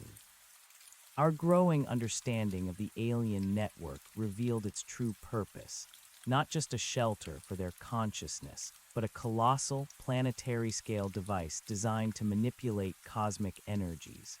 It was a massive energy sink and projector, capable of absorbing the entropic wave of the Devourer, and perhaps even redirecting or diminishing its destructive force. The Earth itself, with its molten core and vibrant biosphere, was the battery and the crucible. The humanoid crystalline forms we'd seen in Siberia, those silent, dormant figures, were not just memories. They were reserves, vessels designed to hold the collective consciousness of the energy beings during critical reconfigurations of the network, or perhaps for a future re-embodiment if the devourer could be overcome. This reinforced the idea of preservation, not aggression.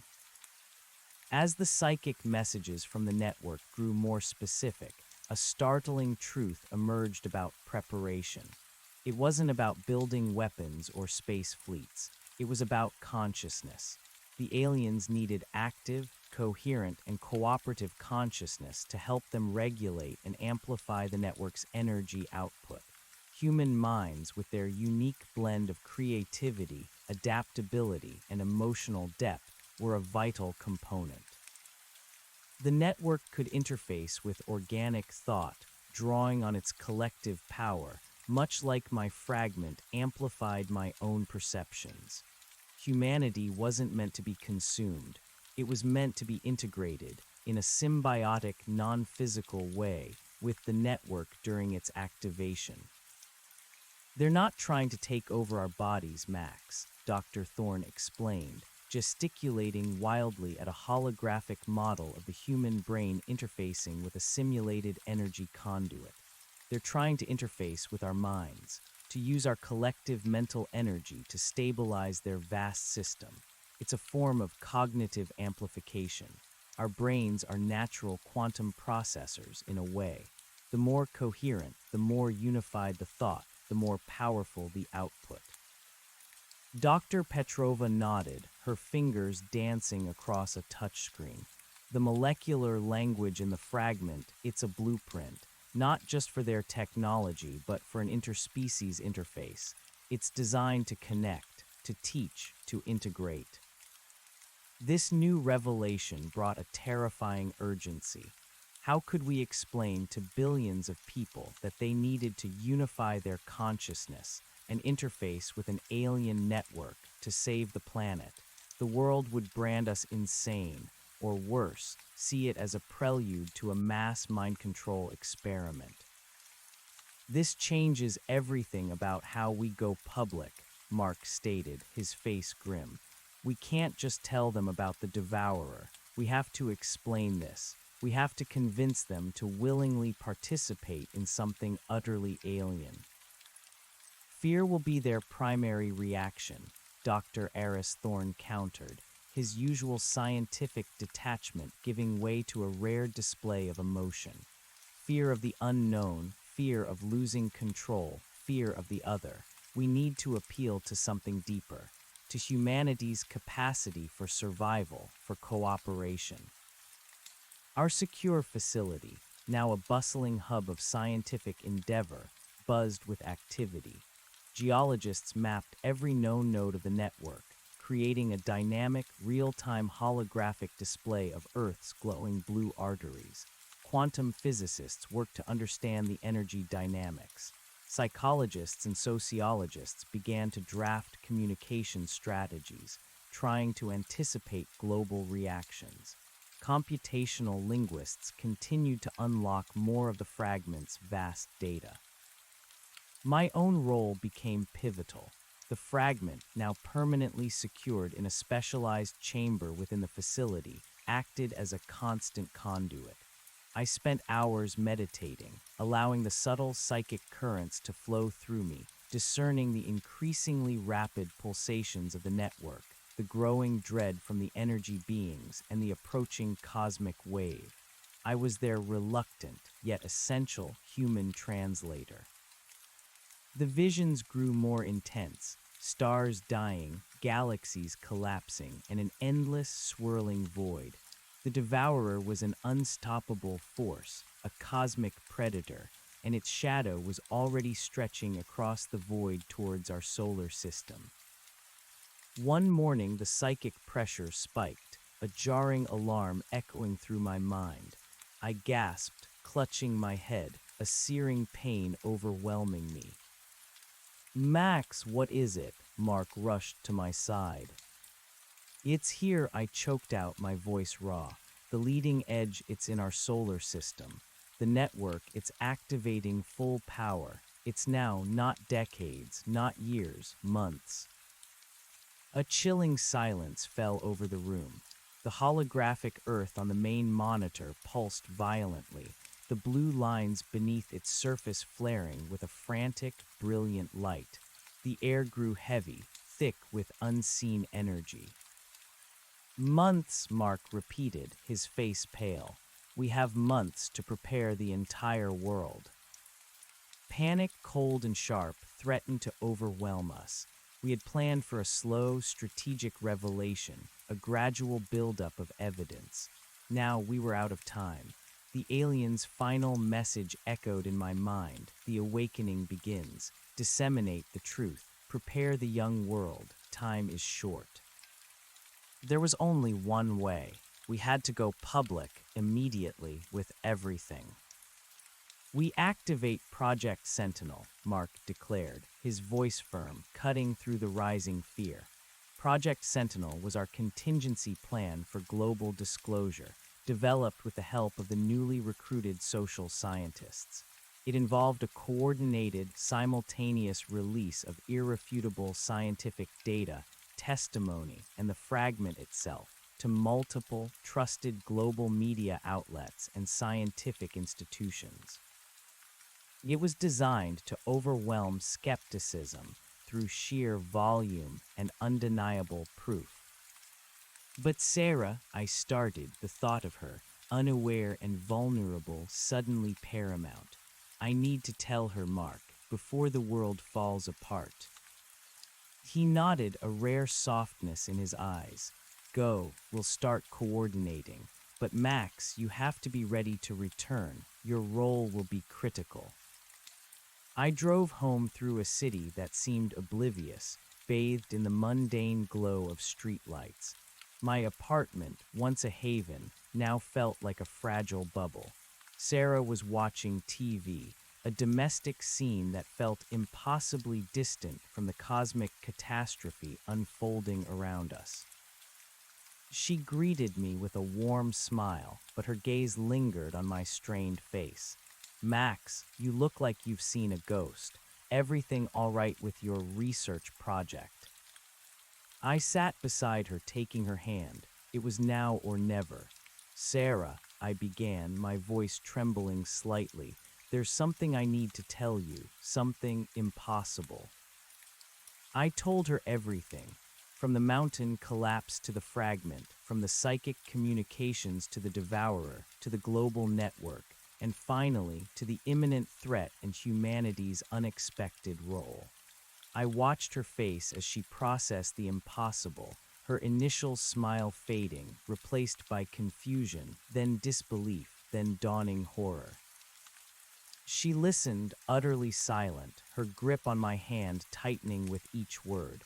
When I finished, the silence in the room was deafening, broken only by the faint hum of the TV. "Aliens," she whispered, her eyes wide, "that live inside mountains, and a cosmic wave that eats stars, and they need our minds. Max, are you okay? Is this a delusion? Are you sick?" Her voice was laced with a desperate hope that this was all just a symptom of my trauma. I pulled out a small, secured pouch from my coat. "No, Sarah, it's real." I opened it, revealing a smaller, carefully shielded shard of the alien fragment, a piece Mark had prepared for this very moment. It pulsed with a soft, ethereal blue light, illuminating her stunned face. She stared at it, a visible tremor running through her. The fragment's subtle energy radiated outwards, and I saw her mind, for a fleeting moment, struggle to comprehend its undeniable alien nature. The psychic pressure, muted though it was by the shielding, must have touched her. "My God," she breathed, her hand flying to her mouth. "It's real." Her eyes met mine, no longer with doubt, but with a profound, terrifying acceptance. Max, what do we do? We survive, I said, pulling her into a tight embrace. We tell the world, and we help them. The global disclosure was an unprecedented event. Mark, Aris Thorne, Lena Petrova, and I stood before the assembled press, scientists, and world leaders, our faces projected onto screens around the globe. We presented our evidence, Mark's undeniable data from the fragment, Thorne's astrophysical models of the Devourer's advance, Petrova's deciphered molecular language, and my own eyewitness accounts and psychic impressions, amplified and validated by a panel of neurological experts who could detect the fragment's influence on my brainwaves. The initial reaction was predictably a cocktail of disbelief, ridicule, and panic. Governments teetered, stock markets crashed, religious leaders grappled with the implications, but the sheer weight of the scientific evidence, presented meticulously and relentlessly, began to chip away at the skepticism. When the fragment itself was televised, its pulsing blue light undeniable, the world began to listen. We explained the Devourer, the ancient refugee civilization, and the network. We explained that Earth was not under attack, but was a sanctuary, and that humanity, far from being irrelevant, was a crucial component in the final defense. We called for a global unification of purpose, a collective effort of consciousness. They ask for cooperation, not subjugation, Mark pleaded, his voice ringing with conviction across the airwaves. They need our minds, our shared purpose, our collective will to help power this vast planetary shield. This is our chance, humanity, not just to survive, but to transcend. The call to action was met with protests, riots, and conspiracy theories, but it also ignited an unprecedented wave of human ingenuity and cooperation. Scientists from every nation pooled their knowledge. Psychologists and spiritual leaders worked to explain the concept of collective consciousness. Governments, realizing the existential threat, began to coordinate efforts to educate and unite their populations. Over the next few months, as the Devourer's leading edge became visible as a faint distortion in deep space telescopes, a global initiative was launched. Massive, shimmering, crystalline interface points began to rise from the ground at key nodes of the network, guided by subtle pulses of energy from the ancient beings. These were not alien structures, they were projections, conduits designed to facilitate a conscious connection. I was at the forefront of this effort, guiding the world's scientists and leaders, translating the subtle alien intentions, and helping to design the protocols for human interaction. My connection to the network was now almost constant, a silent symphony playing in my mind. Sarah, initially overwhelmed, became my staunchest supporter. She saw the unwavering truth in my eyes, the impossible beauty of the fragment. She joined the global effort, using her own skills in community outreach to help explain the new reality to fearful citizens, bridging the gap between scientific jargon and human emotion. She helped establish unity centers around the world, places where people could gather, meditate, and prepare for the conscious interface. The day of the Devourer's arrival dawned with an eerie stillness. The sky, normally blue, had a faint, almost imperceptible gray tint, as if the very fabric of reality was being stretched thin. Telescopes around the world showed the true, horrifying scale of the threat, an expanding wave of cosmic entropy, an absence of light and energy swallowing stars approaching our solar system. At the largest interface point, a colossal crystalline structure that had risen from the frozen Siberian crater, millions of people had gathered. Other, smaller interface points, constructed rapidly across the globe, were similarly filled. Leaders, scientists, and ordinary citizens stood side by side, fear mingling, with an awe-inspiring sense of shared purpose. Mark, Sarah, and I stood on a central platform, bathed in the pulsating blue light of the main Siberian interface. The air hummed with raw energy, and the psychic pressure was immense, a vast, expectant presence. The core energy beings were preparing for the ultimate cosmic defense. "This is it, humanity," Mark announced, his voice reverberating through the vast complex. "The choice is ours, to face the void together or be consumed separately. Focus your minds, unify your intent, we are all one now." I clutched the original alien fragment, now glowing with an almost blinding white light. I closed my eyes, opening my mind fully to the network. I felt billions of human minds, a vast swirling ocean of consciousness connecting. Fear, hope, love, desperation, courage, all flowing into the network, a river of pure, unified thought. The interface points around the globe flared to life, not just with light, but with a palpable wave of psychic energy. It was a conscious resonance, a symphony of thought flowing into the global network. From deep within the Earth, the planet's core pulsed, a silent roar of raw power. The network, amplified by humanity's collective consciousness, became a colossal shield, a planetary-scale conduit of unimaginable energy.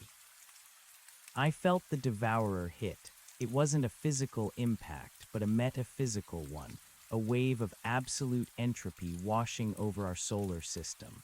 Stars in the distant sky seemed to dim, then disappear, swallowed by the encroaching void. But Earth held. The planet vibrated, a low, resonant thrumming that shook the very ground. The interface crystals pulsed with blinding light, drawing on the unified human consciousness, channeling the planet's immense energy. I felt the collective will, the shared intent of billions, pushing back against the encroaching nothingness. It was a struggle of unimaginable scale, a cosmic tug-of-war between creation and annihilation. The energy beings, their shimmering forms visible now, coalescing into vast, ethereal shields around the planetary nodes, poured their ancient wisdom and power into the defense. They were the conductors, guiding the planetary symphony. Humanity was the choir, our minds the voices. Days turned into a blur of constant, focused consciousness. Sleep was minimal, food forgotten. We lived on the edge of cosmic annihilation, fueled by sheer will. Sarah was by my side, her hand often clasped in mine, her unwavering focus a pillar of strength. Slowly, imperceptibly at first, the gray pallor in the sky began to recede. The distant stars, swallowed by the devourer, remained gone, a stark reminder of the cosmic cost. But the immediate, overwhelming wave of entropy, the consuming void, seemed to stall, to wash around Earth, unable to penetrate the planet's vast, amplified shield. The thrumming lessened, the blinding light softened, the psychic pressure receded, leaving behind a profound sense of exhaustion, but also an overwhelming sense of triumph. The devourer had passed, or rather, it had been diverted. Earth had held. When I finally opened my eyes, the first thing I saw was Sarah's tear-streaked face, smiling. Around us, cheers erupted, a cacophony of relief, joy, and disbelief. Humanity had survived. The immediate aftermath was a period of global reconstruction, both physical and psychological. The world was changed forever. The presence of the alien network, though now dormant, was undeniable. Humanity had faced cosmic annihilation and emerged, not unscathed, but unified and profoundly transformed. The energy beings remained. Their network still lay beneath our feet, a silent guardian, a testament to interspecies cooperation. Their communication with me, while less urgent, remained a constant, subtle presence. They had shared their struggle, and in doing so had offered humanity a new perspective, a cosmic purpose. The dormant crystalline humanoids in Siberia remained, silent monuments to a lost past and a hopeful future. Perhaps one day the devourer would truly pass, and the energy beings could reclaim their physical forms, or humanity would evolve to join them on a new plane of existence. My life and Sarah's had fundamentally changed. I was no longer just a geologist. I was a bridge between worlds, a messenger of cosmic truth. Mark became a global scientific ambassador, leading humanity's efforts to understand and interact with the network. Our team, once secret, now formed the core of a new global scientific body dedicated to interspecies understanding and planetary defense. One evening, years later, Sarah and I stood on a hill overlooking the ocean. The stars twinkled above, no longer just distant lights, but symbols of a vast, dangerous, and wondrous universe.